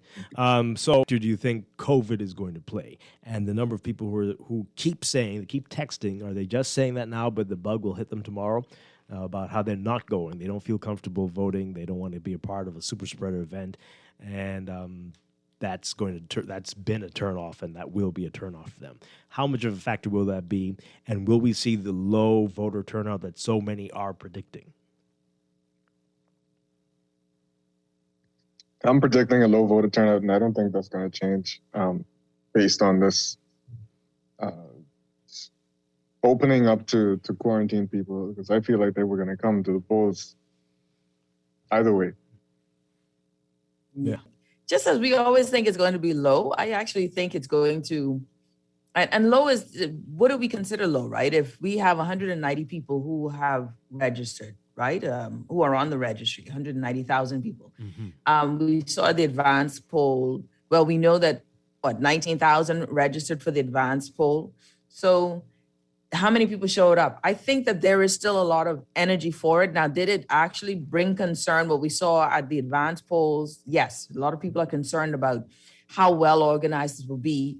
I am really, I know my optimism may be unfounded, but I am optimistic that Mr. Dames, who has an acting parliamentary commissioner, not a deputy, but an acting one, but we digress. That he speaks with the acting parliamentary commissioner saying that this will be better. We will not see what we saw. And I'm hopeful. And I do encourage folks to go out and vote. Do I think it'll be lower? Perhaps. And I mean, listen, COVID is real and it is a real fear, and people should actually be in fear of COVID. But I think folks will go out in droves. I still say that we will get 90% of those registered that will vote. 90%. Oh, wow. 90. Okay. Has that ever happened? Maybe I'm overshooting. Let's stick with 85. My goodness. Okay. I don't know. I've spoken to a few people who the reason is COVID. Yeah. You know, they just, and there's apathy as well. So Yeah, there's apathy. Yeah. There's definitely apathy. Let's talk about that. How much is there just a little interest in the candidates or in the messages we're hearing from the parties, especially when so many of them published what they intend to do so late? How much of that is a factor? I want to know how much the Coalition of Independence is going to be a factor. I feel like they were getting some traction in the beginning, and it slowed down. And now a little of what they've put out recently has become a farce. So, are people still holding on to the hope that some of these guys can get in? Like the early DNA vote that kind of pulled the rug from under the FNM. I wonder if this is going to happen to the political parties. Yeah. Do they have the same issue that even the DNA has, right? Where you only really know the lead candidates. Yeah. Definitely. Oh, yeah. And I think, one of the things too that, to just in response to Chester's point, what will be the factor of the coalition is that there is energy there, but not enough. And not enough to even garner, I think, across the board, 10%. I think the DNA in their first voting out was 17%. I don't know if coalition will get that high, but I think that it will definitely prove to be a spoiler. Now, with regard to the leader in Pinewood, I don't know. I think that's also where even with Granville found himself challenged. But there is a younger grouping that really are feeling the populist message of the leader of the Coalition of Independence. And a lot of older ones as well are tired of the back and forth between the PLP and the FNM. What is not being taken into consideration, though, is how the competency, stability, and vision is always a tough one for me because I always figure, nobody got no vision. We digress. But for what is ahead for us in the next few years with the economy, with COVID, who is best able to lead us? And I still don't know that answer, but I think that's a question that has to be strong in our minds when we go to the booth. Yeah. Let's talk more about that as well. What do you get the sense is happening here? Are we voting based on the leaders? Are people finally saying, well, I need to vote on the candidate so that we have proper representation here? Does that get you anywhere when you do that? Do your candidates even have a say when they get in there, especially if their party becomes the government? What do you think is going to happen? What direction are we going? I think personalities, right? So I do believe that we vote based on personalities. The effectiveness of a leader in the Westminster system, I believe, is paramount to a truly functioning government. And we as the people must demand, regardless of who wins, certain things must be in place so that the leadership is not central to himself, that he does not create his own dynasty, he or she, that they have checks and balances, and things such as the Integrity Commission, the Ombudsman Act, things that are vital to good governance must be policies that are paramount to any government coming in. But if they refuse to do it, then we as the people must ensure that it's done so that we no longer lean on who is the leader and hope to God that the leader is one that is compassionate, that is a listener, not one unto himself. Because that is the challenge we've seen, where they create their fiefdom and they do as they wish, and to hell with what we the people think or wish, and there's no checks and balances. So the backbencher or the minister that says in cabinet, no, I don't agree, finds themselves relegated or out of cabinet. So we don't need that. What we need is balance. We need true levels of quality leadership, and this is where we are now, because the MPs find themselves relegated to the sideline, and if they want to speak out, they end up like Mac O'Pine, Reese Chipman. They end up like Vaughn Miller, well, Vaughn crossed the aisle, and then Travis for one quick second, and then you have more. So it is imperative. We could go all the way to the former administration, Andre Rollins. We can keep going. Yeah. But I think it is imperative that. Go ahead. Sorry. I'm hearing from what you just said, don't vote for the FNM. I didn't say that at all. Yeah, no, it's just that a lot of the things you mentioned, and it's true, the BFNM promised and didn't pan out during their time in office. Some things they wouldn't even talk about when you bring it up. Yeah. And a lot of and then of course when you talk about almost a party with no real approach to anything new, that's what I found in the PLP's vision for the future. That there wasn't really anything new. No. It wasn't really anything groundbreaking. A lot of what they said is being done, has been tried. And I'm afraid that, that really was just a pipe dream. Listen, I can't. There's so much things I would say, but I can't say on air. But we will in private conversation. Oh, okay. But how much of you think that's going to be a factor for people? The fact that, like you brought up, things were promised and weren't done yet. The election is called early. You had about 9 months when you could have done at least half of the things that you left on the table. Will that matter to people? What do you think will be the outcome based on that? Will people say, well, you didn't get to finish, and so let's give you a second chance to do it? Or people will say that you squandered the time and you had more time, but you blew it?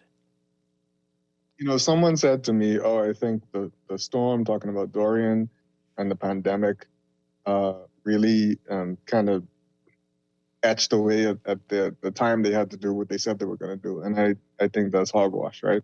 Yeah. Some of the things that they promised, like the ombudsman, like dealing with freedom of information, that could have been done so early. It could have been done concurrently with some other things. Yes. They ran lots of things through the House. It just wasn't done. Yeah. And I think even with that, Chester, hearing that a lot, to me, I also say hogwash. It isn't about, not one leader would have ever been prepared for Dorian to that magnitude. Not one leader would have been prepared for COVID-19. I get that. And I think we all as Bahamians I don't know one Bahamian who wanted this administration to fail when it came to Dorian or fail when it came to COVID, because their failure was our failure. Their failure directly impacts my pocketbook. It directly impacts how we move forward in life. So this thing where we are trying to make it seem as if folks were not in support of this administration to get these problems resolved, I think is a far stretch, because we're all Bahamians and we live here. There's nowhere else for me to go. Well, I mean, there is, but I live here now. The point in all of that, what I'm saying is, I've said it before, it isn't that the incident or these challenges happen. It is how you react when they happen. Leadership is defined in crisis. And if we look at the crises that we've faced, the question that will come back, was leadership adequate? Was the team competent enough to handle the challenges before them? We did not expect you to rebuild Rome in a day. But what we did expect was compassion, empathy. What we did expect was strategic planning. And if that is not in your capability, then it is revealed. So then my thing is, we say this all the time, money doesn't reveal character. Money doesn't change character, it reveals character. So if you were generous before when you were broke, you'll be generous when you get money. What has happened is this is the revelation. This is the revealing of oneself. And so I cannot sit and say, I give credence to, because every human being has a crisis. Every human being has to themselves out of crisis. And if we cannot expect that from competency, that level of competency from leadership, without making terrible decisions, without making personal decisions, then we as a people have very low expectations of our capacity to be a great country. Yeah. And that is where my frustration lies. Do we have the belief that we are better than what we've been getting for the past 20, 30 odd years? Yeah. And that is where I think we're lacking when we get in the booth. Interesting points. Now, based on this text, do we understand what our power is and the system that we have and what's not working and what is working and what are the limitations? Do we understand this? Listen to this text. I'm hearing what Ms. Black is saying, but what she's asking us, we don't get that from voting. Most of the things she's mentioning are because of the party constitutions or would require us moving away from the Westminster system. Well, okay, I'm not sure what you mean by the last part there, but I think you're incorrect. We've seen this in other Westminster countries where they have very active backbenchers from the same government party, and they are the ones that hold the governing party accountable as much as the opposition. And what we've done here, we've bastardized the system and put everybody in a cabinet post or some sort of position where they have to be falling in line with the party and with the leader, right? And you will lose your position if you don't do that. That is not the way this is supposed to work. Look at what happens in the UK and look at what happens in other parts of the world where they still do this, where those people will do what is in the best interest for their constituents and sometimes the party, and that might not be in line with what the Prime Minister and the Cabinet is doing. But when everybody is in the Cabinet, we end up with what we get here. And people who don't speak out because they're afraid of losing their jobs. This is put them there. They are there because of us, but they become beholden to the Prime Minister and the Cabinet. And that's a challenge. We're not going to get any better, and we are making a mockery of the Westminster system. Do we understand that? And are we prepared to challenge these folks on this? For smaller cabinets and more independent voices, not necessarily for representing no party, but just so that people can be free to speak for their constituents? Maybe that was a rhetorical question. I don't know. I don't know what the effective way to do that is. Like I can't even think of. I don't know. Yeah, I just mean, have I to look demand at it, right? It is one. I think the first thing that I had Apostle Benjamin Smith on my show, Dwight. I know you're a fan, and I had him on my show, and the apostle said, the Lord had showed him a coat of many colors, that it would be a coalition type government. And he said, not Lincoln Bain in terms of coalition, not saying that not him, but in terms of there being this patchwork of different parties. I think the first thing we need to do for us to see change, or for us to see the movement of democracy in this country, is to not vote in fear. Because if you vote in fear of, then we end up with the back and forth. That is what we do. But if you vote with faith, if you vote in believing that this vote counts, my one vote can change the tide. Look at Centerville. Their one vote, 4 votes was the casting difference, was the difference with Centerville. Taking the former Prime Minister, Perry Gladstone Christie, and sending him politely home. 4 votes. What more can we do with our one vote? Now, I want, for me, I believe that you vote on your faith, but your faith must be based in knowledge and understanding. What is it that we need? I need as a family. What is the name of people we have to go through a retraining, Dwight and absolutely. Chester? A retraining of that the MP isn't obligated to give you a job. What they are obligated to do as a government is to create opportunities so that there is ownership, there is income, but they're not obligated to find you a job. That's a retraining. And when we start to retrain ourselves on what should we expect, then it changes the way we vote. And I think that all of this is, we will go back and forth and complain back and forth. And we need local government, just for the record, so that some folks who are running can go into the communities versus trying to wake up one day and run and say they want to lead a country. But that's another story. I digress. That's a big story. But anyway, yeah, we may get into that in our next hour. All right, let's take these calls really quickly. I need to take a break in a sec, and we're going to announce the winners of today's drawing for the Bahamas COVID vaccination raffle in just a bit. But let's take these calls. Good morning, caller. You're on Morning Blend. Good morning. Good morning. Hi, good morning. Morning, yeah. Like, over the years, I've been listening to you guys about bringing forward the youth in our country and giving them an opportunity. But I could truthfully say that from the Fort Charlotte constituency, that young man, Mr. Archer, I think he brings a lot to the young people of the area. And because of his involvement in the community, I think he deserves an opportunity. And this is the time for us, for the youth to come forward and take this country to the next level. So that's my take. Are you in Fort Charlotte? Yes, sir. Oh, okay. I've been for many years. Okay, excellent. All right. Yeah, man. So I encourage all young persons to not be afraid. Come forward, man. It's your talent.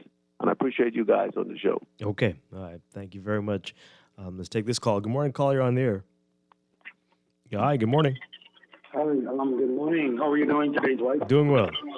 Excellent, and good morning, Chester. Good morning, Nahaja. Excellent conversation. Dwight, you were in top form this morning. I must tell you, you remind me of the Dwight that I've become accustomed and enjoy talking to. Listening to your analysis, your last analysis on the political system has been bastardized through the cabinet, and being able to free up backbenchers, in particular members of parliament, to speak their minds, and establishing more smaller cabinets that would better serve the needs of the country and the wishes of the people in each constituency. Nahaja, great analysis as well. But I want to speak back on the on the COVID matter, Dwight. I want to say that the Minister of National Security, he never answered any of the media's questions yesterday. As a matter of fact, all he was doing was deflecting. He didn't even say what the additional COVID-19 protocols or health protocols are. He didn't say what the life-saving measures or the health-preserving measures are that the cabinet or that he, as oversight minister, is implementing. That he spoke to. He acted as though he didn't even have an obligation to fully report to the Bahamian people, which is completely unacceptable, right? And then, of course, the Minister of Health, National Security, PM, they all act as though following this playbook from the CDC is an all-encompassing savior-type approach, when it's not. Reason being, Dwight, did you follow what happened in the U.S. elections with the U.S. COVID-19 cases after the elections, Dwight? We're here now, right? And all we can tell people is to mask up, wash your hands, be very careful. We're just hours away from it. So, yeah, this is not going the way anyone would have wanted, and it's very unfortunate. Very unfortunate. And on top of that, Dwight, just for the record, for the knowledge of Bahamians listening, to encourage Bahamians to protect themselves as much as humanly possible and take that personal responsibility extreme. The U.S. experienced a record level increase the first day after the elections of 103,000 new infections and 1,100 deaths. That was the Wednesday after the elections, the very first day, Dwight. Yeah, we're expecting that, especially with all the rallies and motorcades and everything as well. So it's going to be a rough September, folks. We all know that. Let's take a break. We'll be back with more. And we've got the drawing as well. A lot to do, a lot to get through this morning. But you've got us straight up till 10. This is Morning Blend. Stay with us. Who can I run to? Who can I run to? To fill this empty space when I left her. Who can I run to when I need love? Tired of banks forcing you to use technology to bank the way they want you to?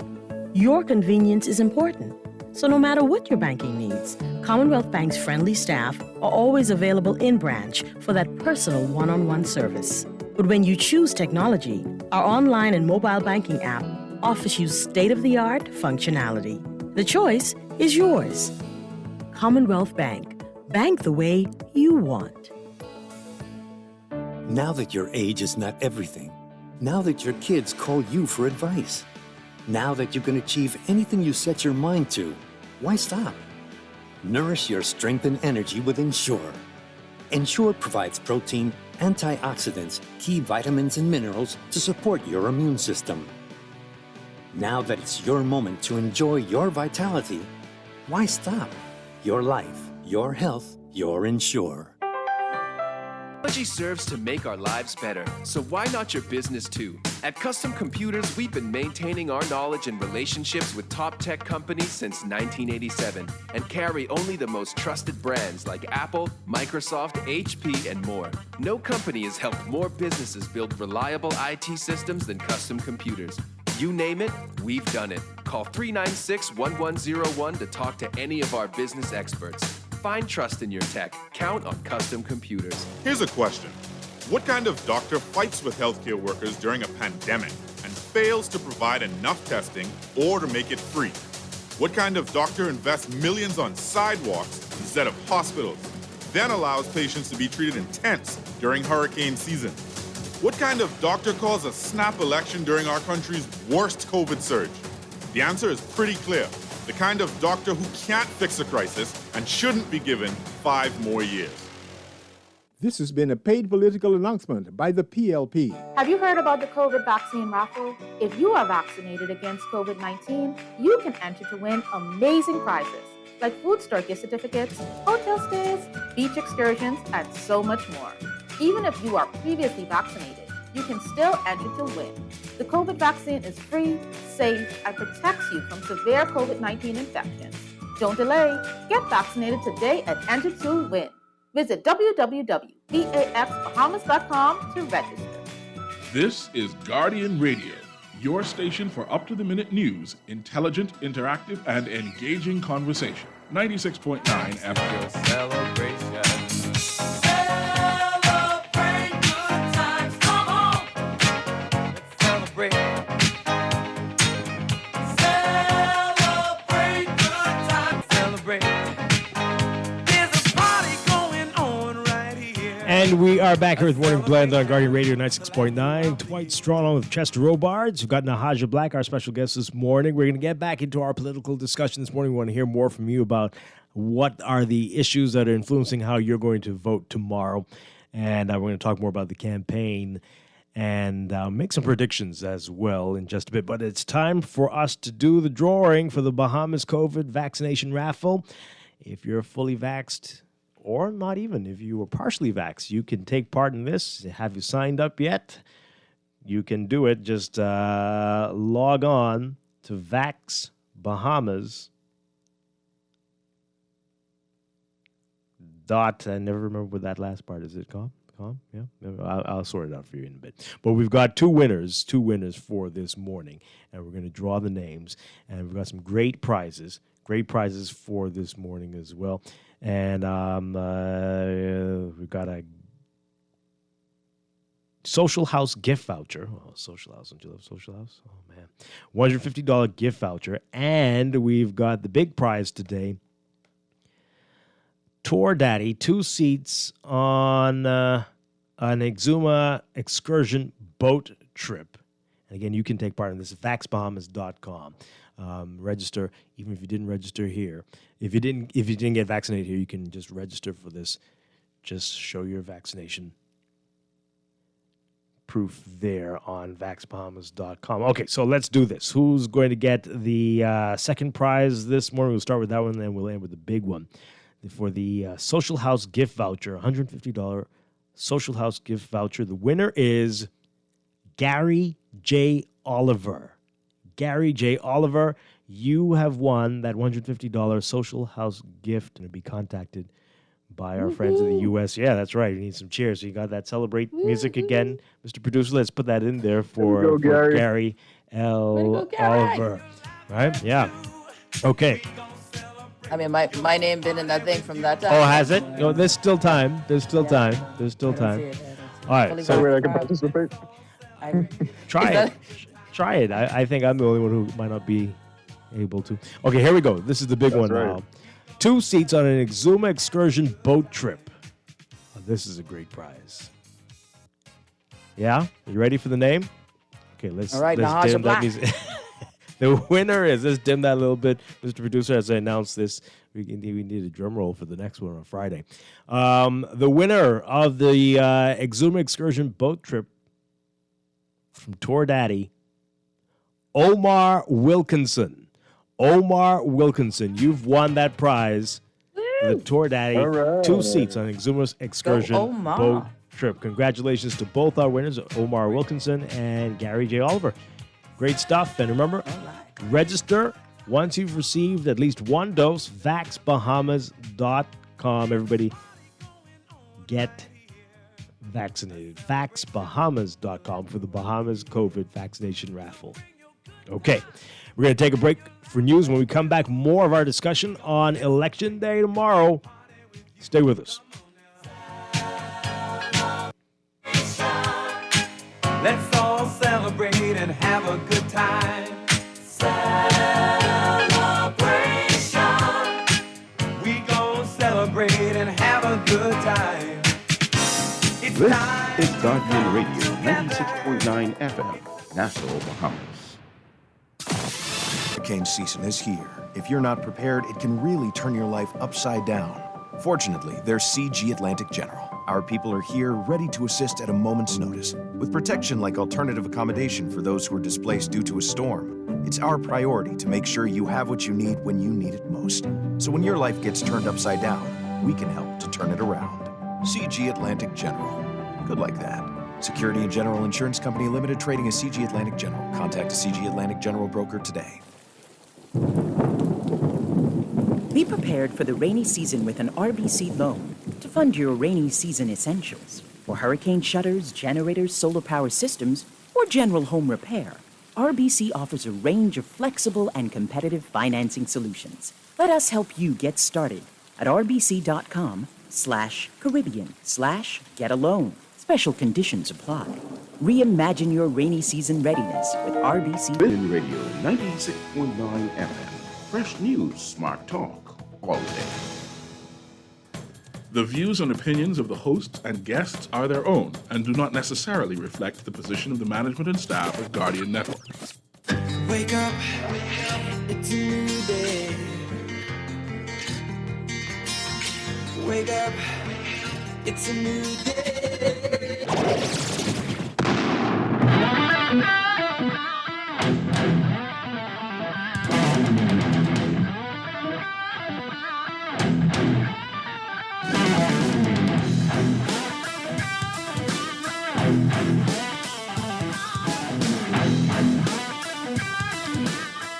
And it's Wednesday, September 15th, 2021. This is Morning Blend Business, a special edition of Morning Blend Business, our election edition.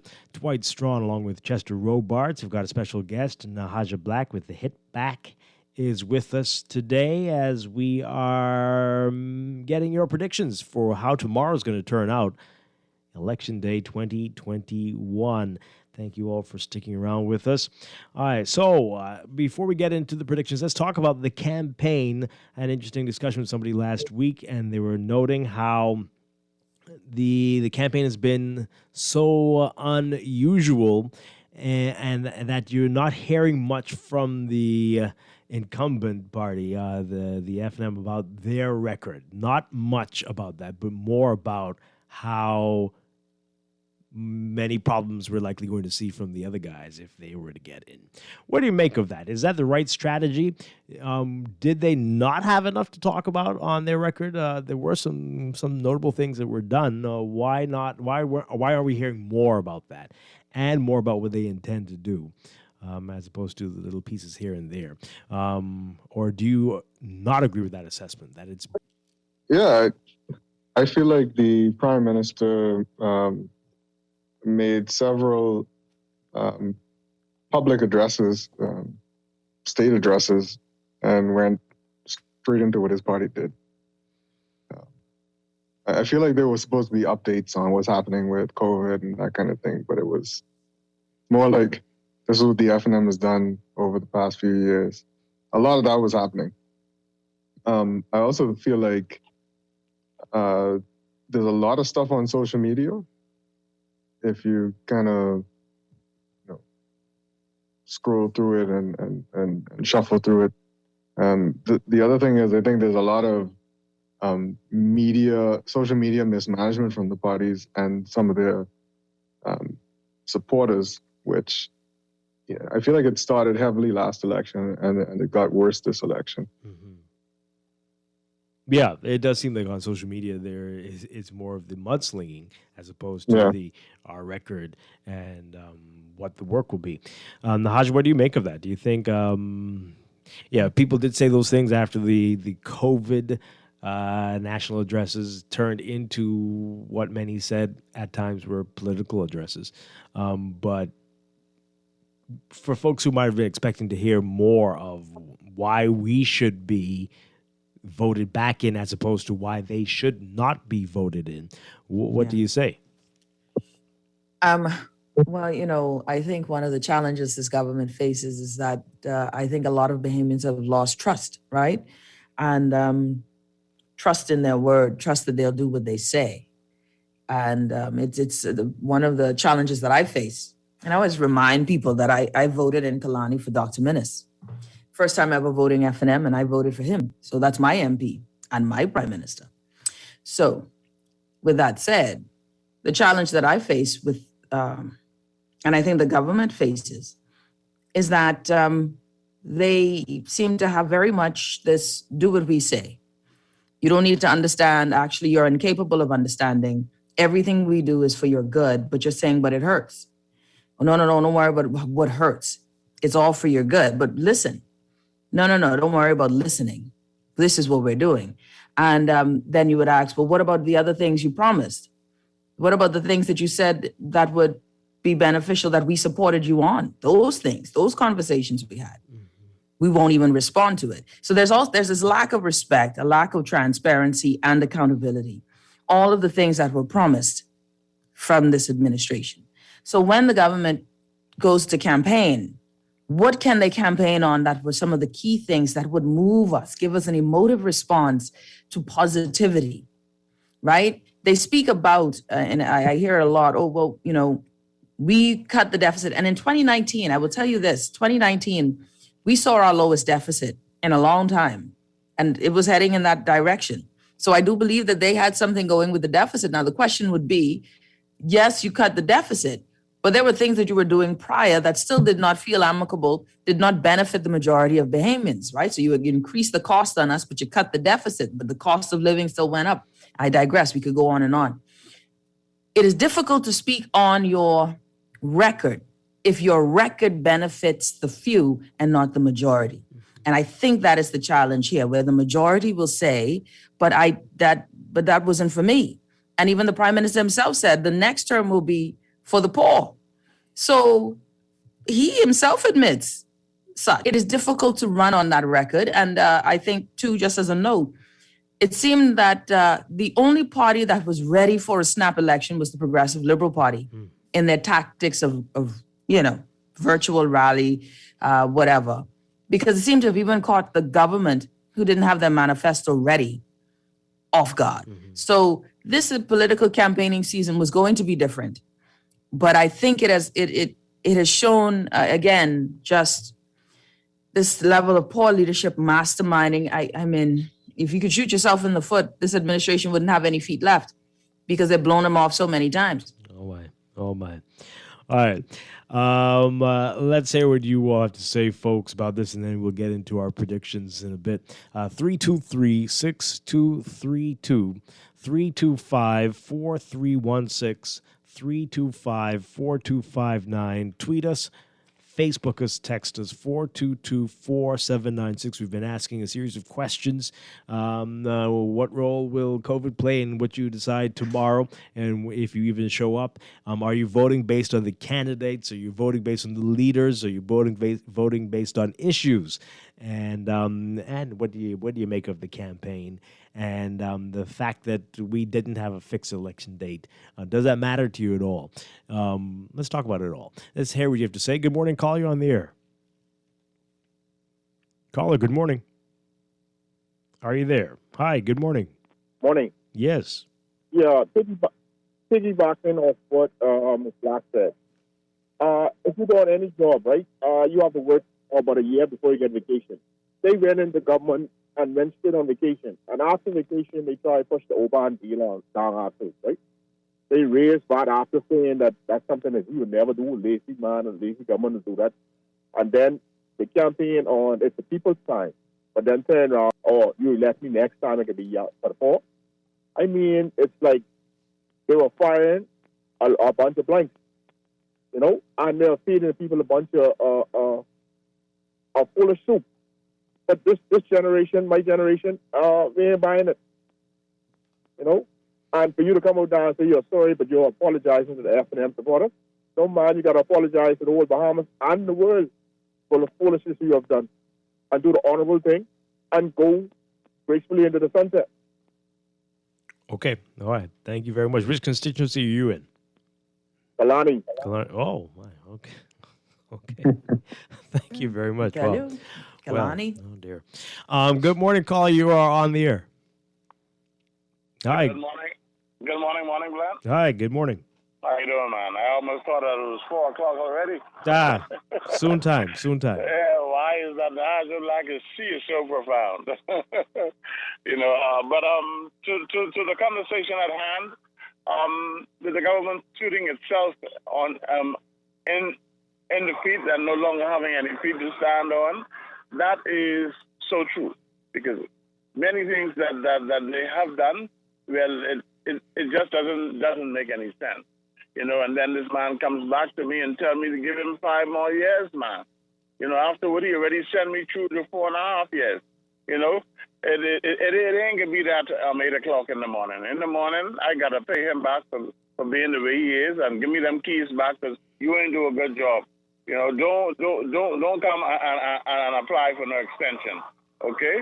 I even ain't giving you a transfer. All right? Wow. And all the money to borrow, man, look here. I will see some receipt. All right? But Okay. to God be the glory. All right, thank you very much. Well, what do you say to what the FNM is saying? Well, okay, yeah, we might have made some errors here and there, but my goodness, don't you remember where you were 4.5 years ago and how much crying and gnashing of teeth was going on? And it can't be as bad as that now. What do you want to say to that to people? I heard a caller, or was it a text that we got yesterday, like they can't believe it. Do you not remember what was happening? Oh, we remember. And We how can you remember. even think about going back in that direction? What do you say to folks who are thinking that as well? I'm still in the nightmare. The horror movie continues. This is like watching Halloween, that horror series where Michael never dies. It's just like we keep on. It's the sadness for me is you can't even come to me with that storyline. Recent debt.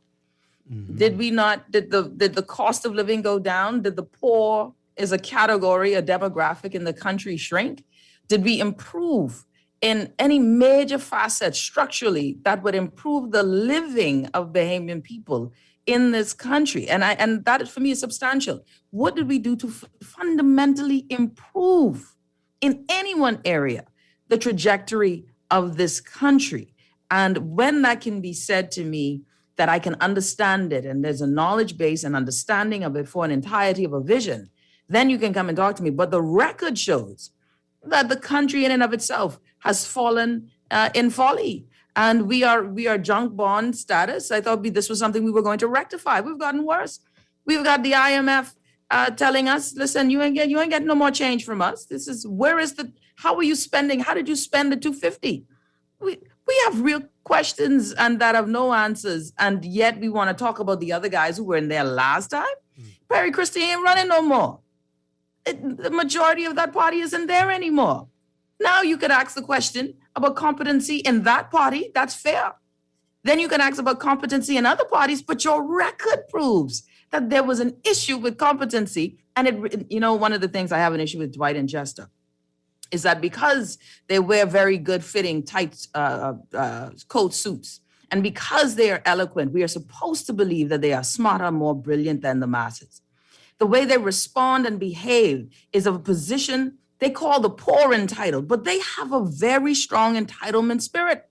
That is what I revolt against, the lack of humility in leadership. It is as if they really believe you come into power rather than coming into service. And this administration has exemplified that by not respecting the media and its representation as the voice of the people.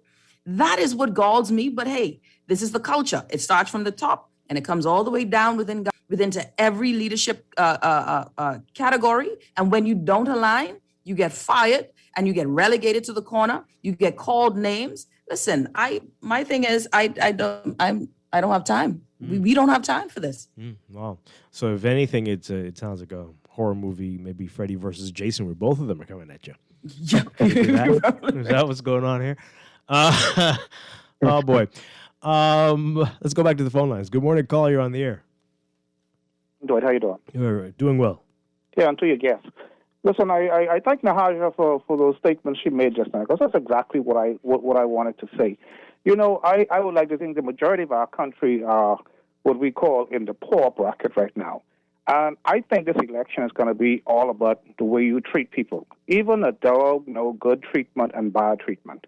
And when you see, even if we go to Dorian and we see how the people were treated, we see how the people were left dissatisfied and emotionally distressed. We come in the pandemic, and the rich get richer, and the poor get locked up. You know, and their disdain for the Bahamian people. They talk down at the Bahamian people. The reporters ask them a question, and they talk to us if you're stupid. And then now comes to election, and the only thing they're going. Are you there? Hmm? We lost him? Okay. Sorry about that. Don't know what happened. All right. Caller, you're on the air. Good morning, Dwight, and your panel of guests, Hi. or main co-hosts. Nahaja, after all that letter the 7 MPs write, you still going and march your ex for minutes? Now you have to do penny penance. Right, Nahaja? Plenty. Penny penance. Because you know, they tell us a characteristic, untruthful. I mean, Loretta Butler, Nico Gott, they relevant names, you know. For 4 years, they work with this man, and they tell us he don't like to wait. All right. So which constituency are you in? Which one are you running? What are you going to do? Which constituency are you in? I'm in Angleston. Mm-hmm. So how you think? You don't know how the way got to do, but the Prime Minister said the leader of any country, our Prime Minister can't do a Q&A with the press. Mother Trump can talk to the press of the state. Trump, the government is 1,000 times bigger than our country. Prime Minister asked you, one of them us. Now, he let his minister do all the work. How could his minister set government standards or about him? I mean, we bought a garland. Pretty simple. Our Prime Minister is in the of his duty. He's got a leader. He can't talk. He can't answer questions. What's wrong with his brains? We got to put his mind to rest. Okay. He's a doctor, not a Prime Minister. So, Dr. Prime Minister, please go back to the hospital or go back home. So your brain don't function as a Prime Minister. Okay, that's a bit unnecessary there. So going to be about the leaders. We're not hearing people talk about the candidates. Not saying, well, I like my candidate and I may not be in agreement with the leader, but I know this person is going to work well. Are we beyond that now? The pretense is up. We're finished with that nonsense. You know you can't do it. You got to vote for the party and the leader. Is that where we are? Is that where we've been? But we're now just seeing it clearly. Like it doesn't even matter who you put there. It could be a picture of a cat, and like, yep, that's fine. You've got the right color. Well, you mentioned it earlier, and I've heard it a lot on the streets. You know, how much is the former Christie administration going to be a stain on Braves' run for the top man in the country? And a lot of people have said, I just don't trust that, he's going to be any different. What kind of leader he's going to be, what kind of prime minister he could be. But, that shadow still hangs over him, right? And you're right. Now, who's going to go to the poll and really see a name that they recognize on a ballot? They're going to see a torch, or the sign, the PLP sign, and they're gonna vote that way. But that's culture. Again, that's our culture. Yeah, I think. Well, first of all, we have so many parties now without any introduction. They just nominated and stuff, and you're sitting there like, okay, what is going on? And quite a few have just a star as the identifying marker. But I honestly think that this will be tough. There will be casualties, good qualified cabinet. I'm rooting for Dwayne Sands. That's an obvious. Everybody knows.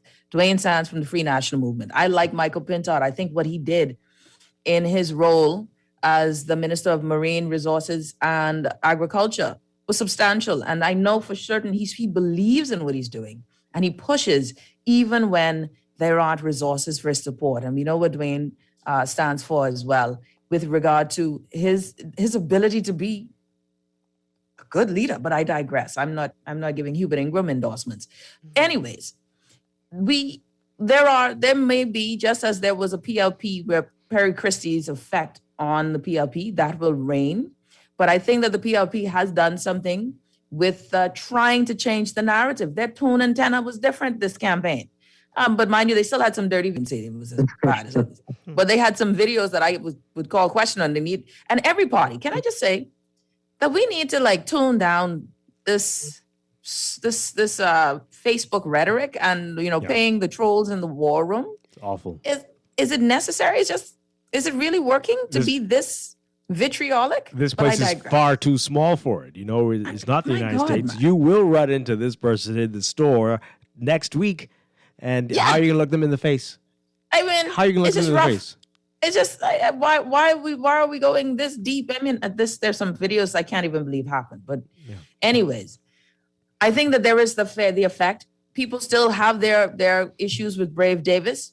The issue with the DNA is that they've lost ground in this election. And I really thought that the DNA would have, considering how this government started out, would have found themselves being the alternative. But the Coalition of Independents has shown itself to be a fighter. You have a puncher's chance at seats, not government, but at maybe a seat or two. I don't know. But again, who remembers besides the leader anybody in the party? No, we don't even know who. Listen, the coalition wants to run the government. Who will be the minister of finance? Who? You see, I got big questions. Who gonna be the minister of education? Who gonna be this? I'm still trying to. I don't know half of these people. Not half. Most of these folks. But I like their spirit. That's why we need local government. Same thing with almost every party. There's some folks who probably wouldn't cross the finish line, but But most of these people would do better in a local government type system. Absolutely. All right. So you mentioned something very interesting just now, endorsements. And we're hearing a lot of people say, oh, we don't need another swing. We don't need 30 seats for one party and just a minority for another.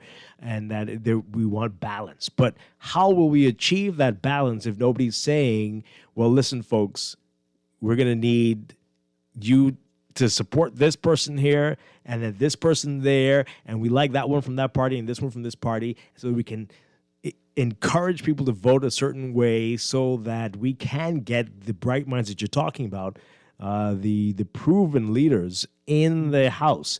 Is that out of order? Should that be encouraged? What say ye on that? I say endorse them. There are some people I would endorse in a heartbeat and say, let's do this. These people make sense. And I think that there are some people who make sense, man. Some people who make sense across all the parties. I would say endorse them across every party. There is at least one person who makes sense in somebody's party. At least one. At least one. Yeah. At least one. But who's going to do it? Because you say you're not prepared to do it. We haven't done it. Should we do that? Should we say, hey, put this FNM in here, put that PLP in there, put this DNA in there, put that coalition, put this one in there. Please make sure you put this one in there, and then we'll have maybe 12 of this one, 10 of that one, 7 of this and that, and we'll have some really good balance in there. They'll have to work hard to pass this, and they'll need to come together and really discuss these issues. We would have a competent House of Assembly. Wouldn't that be amazing? But here's the thing, Dwight, like you said, right? When you endorse one, you don't endorse the others. And so now we're in the media, right, Dwight? Public enemy number one. Thank you. Yeah. Okay. Because the truth be told is that, there's a lot of people I would love to endorse, like outright. That would mean, though, that some of my friends will not get that endorsement. And so it's like, you're trying your best to walk that line. But I do believe that if we really want to, and as part of this grouping that has that sort of influence, that we just say, okay, listen, I think this person in Bain and Grantstown would be the candidate that would best represent not just the interests of Bain and Grantstown, but we'll be able to handle when the bill comes to the table, understand the language. You know what it is that we have bills and you can't read the bill? You don't understand the bill? How can you govern? No. You can't pass legislation if you can't read it. If you can't read this legislation in its legalese, or at least have someone in your Rolodex who you trust that when they read it and explain it to you are not giving you a version that will make you lean in a certain way, no. And these are real concerns. Yep. This is what we're supposed to have in the House of Assembly. So we should endorse. Yeah, absolutely. Okay, let's take some calls. We got to take a break, but let's take these calls quickly, and then we'll get to our predictions. Good morning, caller. You're on the air. Good morning. Hi. Yeah, I forgot. Wait, I want to ask you a question. If you are the second man in charge of a company, and you give your boss ideas and he shoot it down, and the next company He picking you as the deputy, not as the leader or the manager of the company. Is that fair? Is what fair? Is that fair for the next company manager to be hitting you as the deputy, the second man, and not the owner of the company? When the owner's telling the owner what to do, and the owner say, guess what, I'm in charge, I'll do it this way, right? So is it fair for the other manager to say, guess what, the deputy is the one, oh, he's no good? Well, you sat right there while all that was going on, and you knew No, that but this hear me company out. gives you bad service, and you sat there and didn't say anything. You didn't No, but quit. like I said, you said things, but yet the manager or owner said, guess what, I run this, keep quiet, sit small. Okay, well, let me give you another example along where you're going. So what if that deputy was in charge of and everything in that production department was a disaster? Okay. What should we do when that deputy now wants to be the boss? The manager at the time should have fired him. Oh. Right? But hear me out. Here it is now. Here this one. You have a next manager company, but yet all of the boards say, guess what? This man is incompetent. You get rid of him. They got rid of him, and they turn around and tell the rest of the people, guess what? We got rid of him because this man is incompetent. He is this, he is that. And come to find out, we as Bahamian people heard all of this and still turn around and elected ministers. And I feel how we get to ministers? I thought you were giving hypotheticals now. Oh, you come out now and say, okay. I push it straight there now because he is the one hitting Brave now. Brave was never in charge of the country. But yet all of his team turned around and kicked him out before. Yeah. Well, let me tell you what it sounds like to me. Thank you, Golick. It sounds like if these were the two companies that I were dealing with, I'd have to really question if I need these companies. It's got to be, right? I've got to wonder about it. Like, geez, these companies don't want my business. You have to wonder. Let's take this call. Good morning, caller. You're on the air. Are you there? Yes, good morning. Hi, you're on the air. Hey, a blessed good morning, Dwight, and good morning to Nahaja and Chester. Guests and hosts. The issue with the Free National Movement was that they were on the campaign trail from day one. They never really governed the country. They were campaigning from day one. However, I do see that there were some achievements made. I applaud them for the funds that they have. SBDC, that was an initiative I think where many Bahamians were able to benefit from, and so I applaud them for that. And my personal vision is I would like to see that the next Parliament of the Bahamas be made up of like the UN, where I would like to see every leader of the party have a seat. We don't need a whole, one-sided parliament. We need some dissenting voices. I would like to see people like Reese Shipman-Bach and Michael Pine, and people who are not afraid to take a stand, and who is a stickler for policies and so on and so forth. And I do not support this present government, but I do support the candidate in my area. So I will be voting for the candidate in my constituency, even though by default I am voting for the party, but I support the candidate in my area, and I wish him all the best. Which constituency is that? That's in Barnabas. Okay. Because he has shown me that he is governing for the constituency. He's a member of parliament for the constituency, and not just for the FNM. And I hope that all MPs would take that same initiative. Not because I am the PLP or FNM representative that this is an FNM constituency. It's a constituency. Seat is held by the FNM party, and so we need to be more cognizant of that. And those constituency offices, they are apolitical. They are paid for by the government of the Bahamas. So anybody, FNM, PLP, DNA, anybody can go into those constituency and request whatever need, because those MPs, they're not being paid by FNM money or PLP money. They're being paid by the Bahamian people's money, and everyone who lives in that constituency are supposed to benefit from any initiative in that constituency. Okay. All right. Thank you very much. Appreciate it. Yeah, let's take that really quickly, and then we've got to go. Good morning, caller. You're on the air. Hi, good morning. Good morning. How are you guys this morning? Doing well.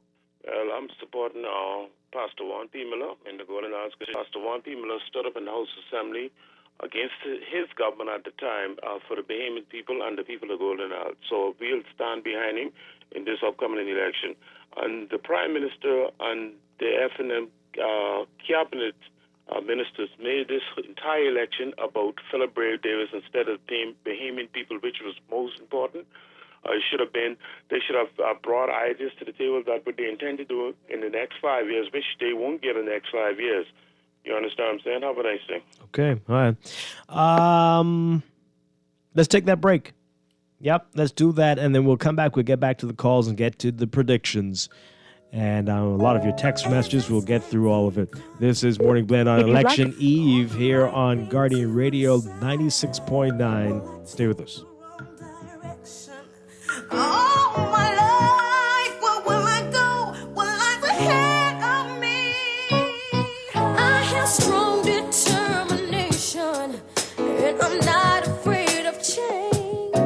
I'm not someone who is care to satisfy me, to stay right by me.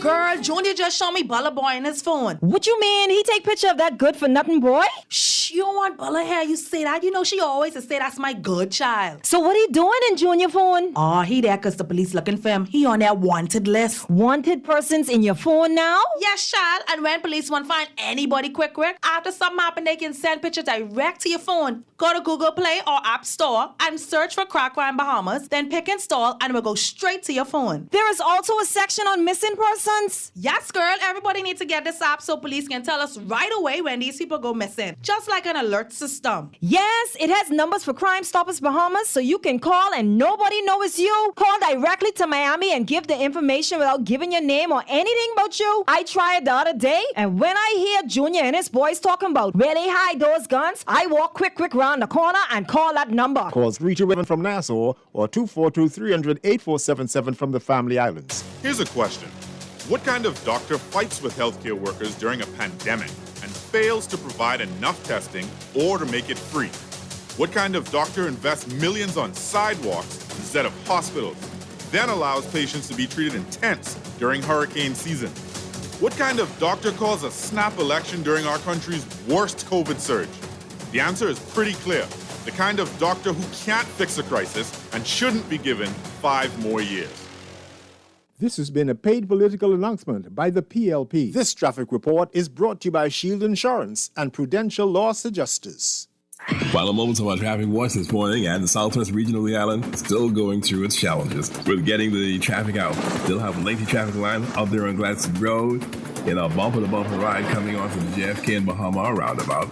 Some Alabama Highway, the northbound dual lanes there, still laden with that bumper-to-bumper traffic. In a slow ride out to the roundabout on Tony's William Darling Highway, and the traffic line on Carmichael Road than it was before. It's a slow ride from there, getting to the Blue Hill Road traffic light onto Blue Hill Road. Blue Hill Road itself, though, has really slowed down to get from Carmichael Road over the hill, pretty much bumper-to-bumper all the way getting out. But it's not until you can get over the hill and into the Tony's William Darling roundabout below that the ride really frees it from there on your ride into the city. The remainder of the island also building up as well, heading into the city from the deep south on East Street, for example, starts out slow. Once you get up and across Soldier Road, though, you start to see the traffic building at that point to go through the roundabouts ahead.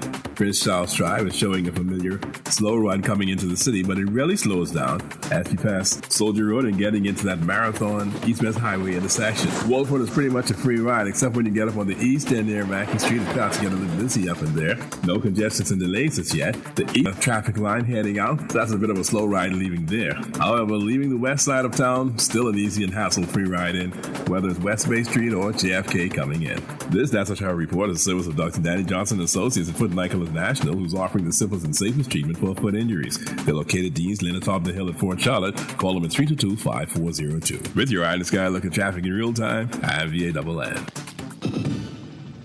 Michael was in a horrible car accident. Prudential loss adjusters managed his claim and got him the settlement he deserved. Sierra's roof received hurricane damage. Thanks to Prudential, she and her kids are happy with their claim settlement. Tammy fractured her ankle in a slip and fall. Prudential saved her time, money, and peace of mind. Prudential loss adjusters are here for you whenever a tragedy strikes. Call 322-4026 now. Protect the things that really matter to you. Shield Insurance is the insurance company that grows with you to meet your insurance needs through this beautiful adventure we call life.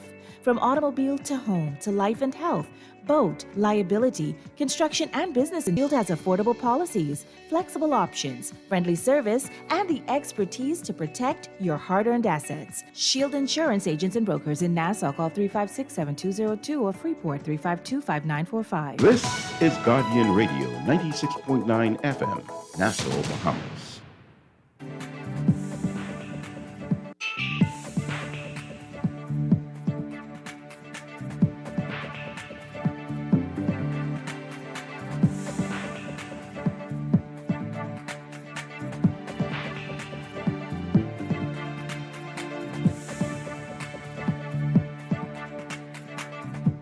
It's time for your morning business report brought to you by CFAL. The Bahamas will receive almost $2 million from overflight fees by the end of the month. That's according to Minister of Tourism and Aviation, Dionisio de Aguilar. Outside Cabinet yesterday, de Aguilar was asked about his accomplishments as Minister of Tourism and Aviation over the last 4 years. The historic Lighthouse Club and Marina in Fresh Creek, Andros, has been sold to a consortium of Bahamian developers and investors. The Hotel Corporation of the Bahamas announced that the property was sold to the Bahamian-owned and controlled Lighthouse Yacht Club and Marina Limited, which intends to begin restoring the property before the end of this year. Chairman of the Hotel Corporation, Michael Scott, QC, says the corporation went through a long and arduous approvals process to finalize the deal, which is the vision of Brian Hugh, chairman of Coconut Bay Limited, which owns and operates Kamalami Key. Atlantis has moved to offering its staff the chance to win monetary prizes of up to $1,000 if they take any of the available vaccines between September 13th and October 1st. In a statement, the company explained that the vaccines were made available to employees of the resort in the Imperial Ballroom on Monday. Atlantis says the monetary prize will be given in a weekly drawing of the names of employees who are fully or partially vaccinated. Those drawings began last Friday. In your Market Watch, recapping trading on the BISX from Tuesday, your market movers: Benchmark moving 1,000 shares, closing up 10 cents to 170. Colina Holdings moving 3,000, unchanged at 595. Commonwealth Bank moving 1,400, unchanged at 275. Doctors Hospital moving 300, unchanged at 850. Consolidated Water moving 1,403, down 16 cents to 220.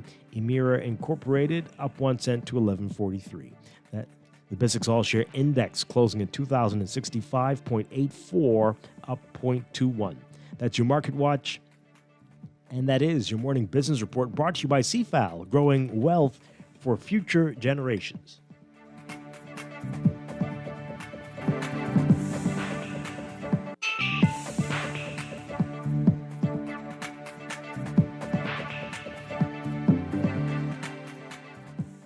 You invest in your children, your home, and your community. But are you investing in your financial future? At CFAL, we specialize in investment management, retirement planning, mutual funds, and private wealth management. Our team of experts never stops helping you plan for tomorrow. Because tomorrow begins today. Call us at 502-7010 to see what our financial advisors can do for you. CFAL, growing wealth for future generations. The national elections are upon us. Our choices, our issues, our decisions, our vote. There is one place where you'll hear independent analysis, informed projections, and meaningful insight on Election Day. The Hour News and Nassau Guardian teams will bring all this as our nation votes with live returns from every constituency. Watch Our TV, cable channel 212. Listen on Guardian Radio and Star 106 Hits on Thursday, September 16th, with coverage starting at 6 p.m. Our vote on the Our TV and Guardian networks. Beulah gal, can you believe this? We are now the patrol queens of the neighborhood. We now large and in charge. So we need to check out what's going on in everybody's yard. What about that gun that we know that Junior and his homeboys just ran out? Can we report that too? Of course we can. But we could be in deep trouble if they find out. We need to report what we see, Beulah. When you call Crime Stoppers, they just answer your call in Miami. So then we can report everything? Guns, where they hiding the drugs, who shoot who part of which gang, or who disturbing the peace with the loud music and the motorcycles. Then our neighborhood will be the best in the Bahamas, and everybody gonna want to come live here. And then our house price will go up, gal. So what we waiting on? What's the number? If you see something, say something. Let us all pitch in and stop the crime before it's your time. Call 328-8477 from Nassau or 242-300-8477 from the Family Islands. Or text us through the Crack Crime Bahamas app. Stop the crime before it's your time.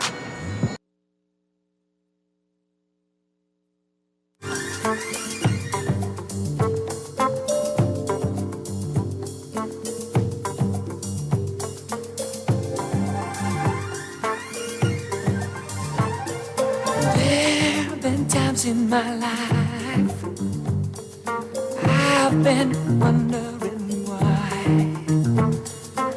Still, somehow, I believe we'd always survive.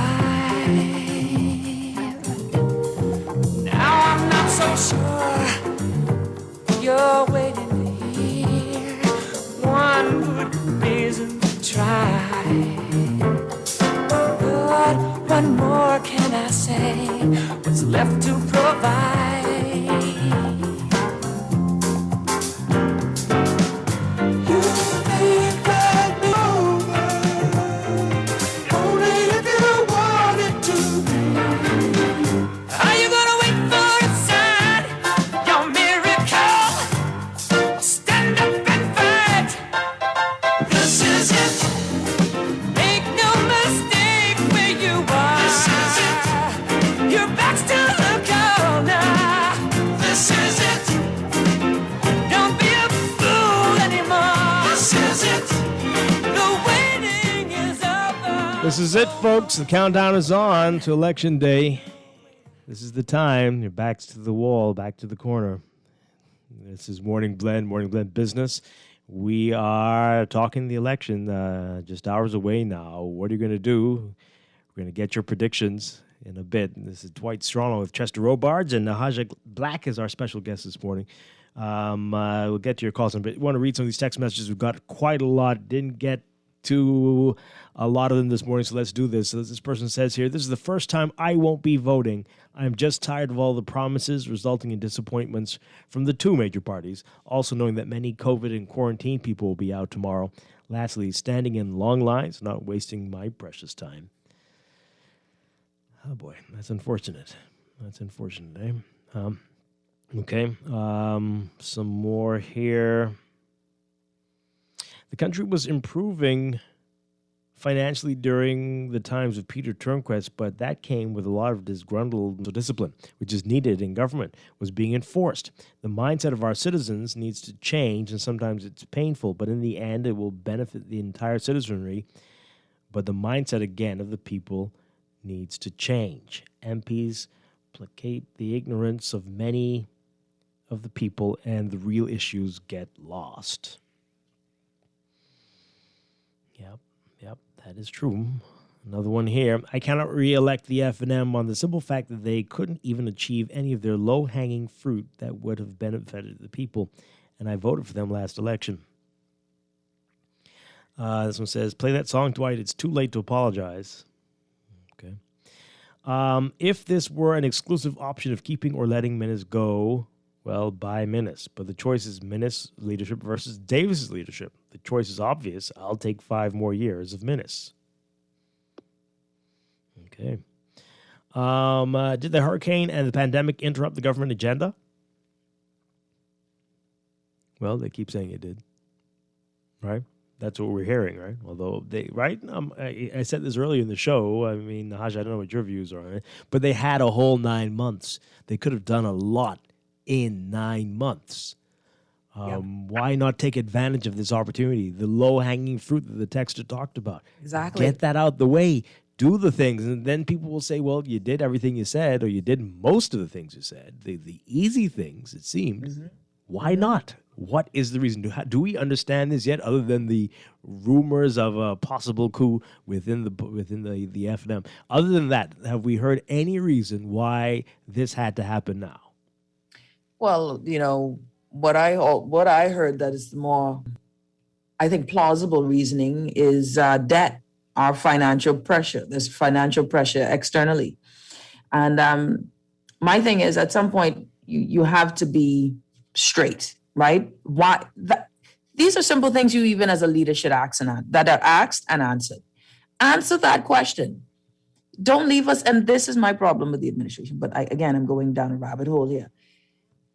There are low-hanging fruit. This administration, I tell you, they could have won so much capital if at the beginning they did some of those, regulatory efforts, such as Freedom of Information Act, not playing with it and saying you're going to give $1 million in the first budget, but never really doing that. And then later in the midnight hour, 4 years later, hiring a commissioner. Where is the office? Where is this?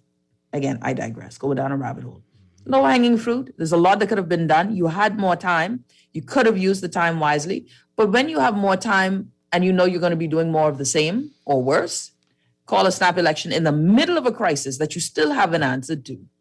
This is what we get, Dwight. And so if the people decide that this is what they want, again, for another 5 years, the people have spoken. If the people decide differently, the people have spoken. And I just know that Nahaja got to have all kind of plans. I can't take much more of poor leadership. I can't. There's so many things that you try to do as an individual, Dwight. We as human beings individually have plans. We have families. We are trying to move forward. And I just need to drink more coffee. Maybe I'll buy Bailey's. But this is the life we live. Hey, coffee's good. Dwight, have you heard the PLP say anything about holding the FNM accountable for corruption? I haven't, and find it curious with the billions borrowed. Same here. Okay. I got a text the other day about, have you heard the PLP say they're going to put in place a fixed election date and campaign finance reform? Have we heard that? I don't recall that either. Wow. Okay.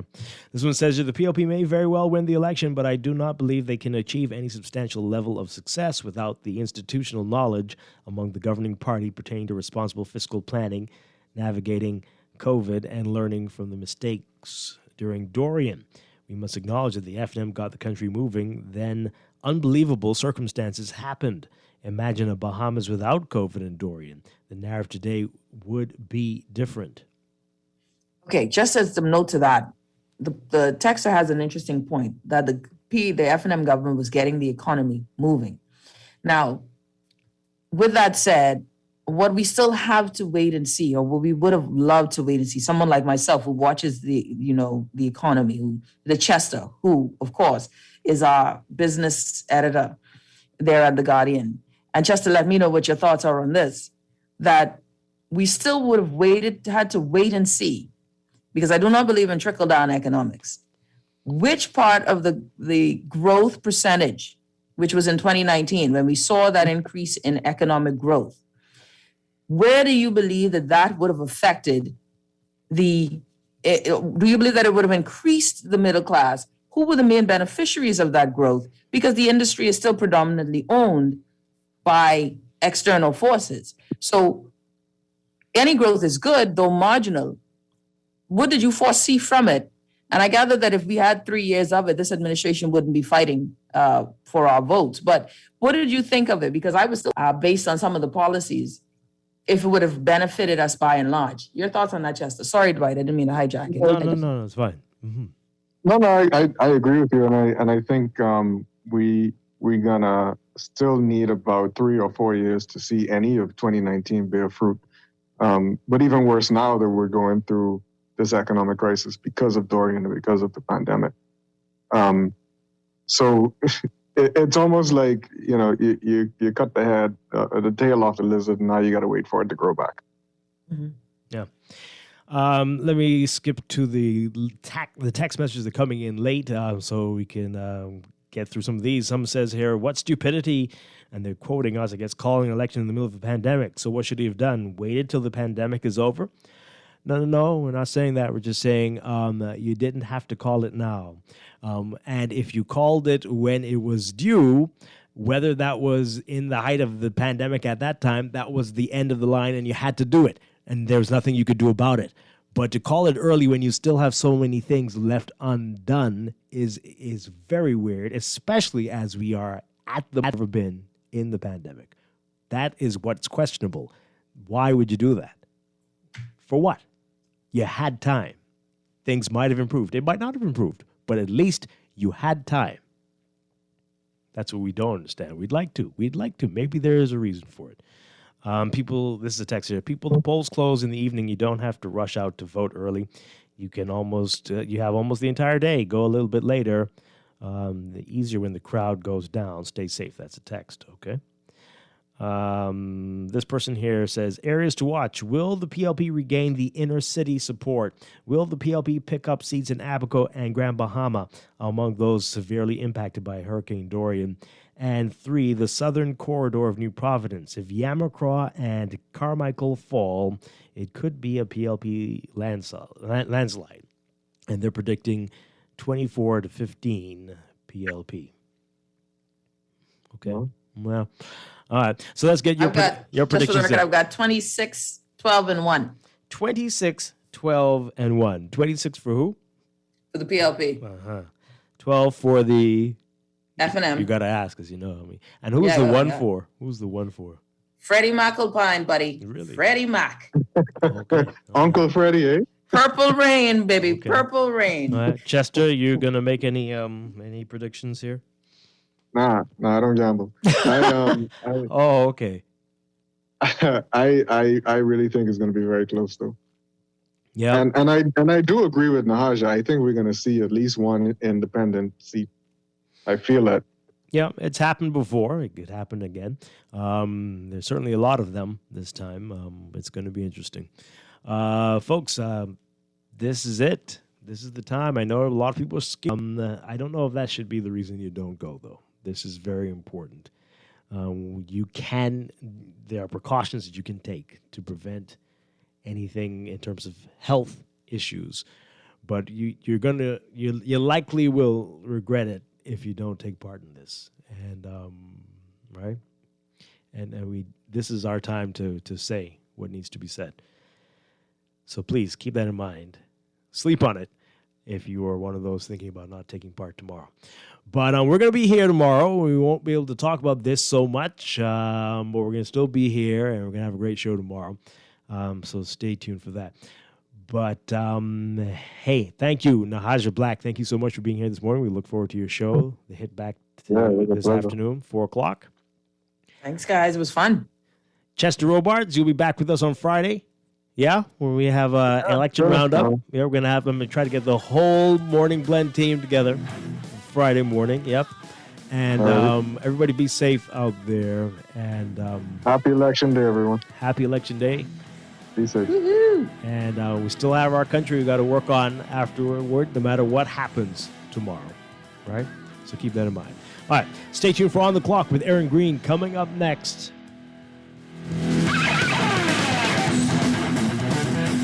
This is Godhead Radio, 96.9 FM, Nassau, Bahamas.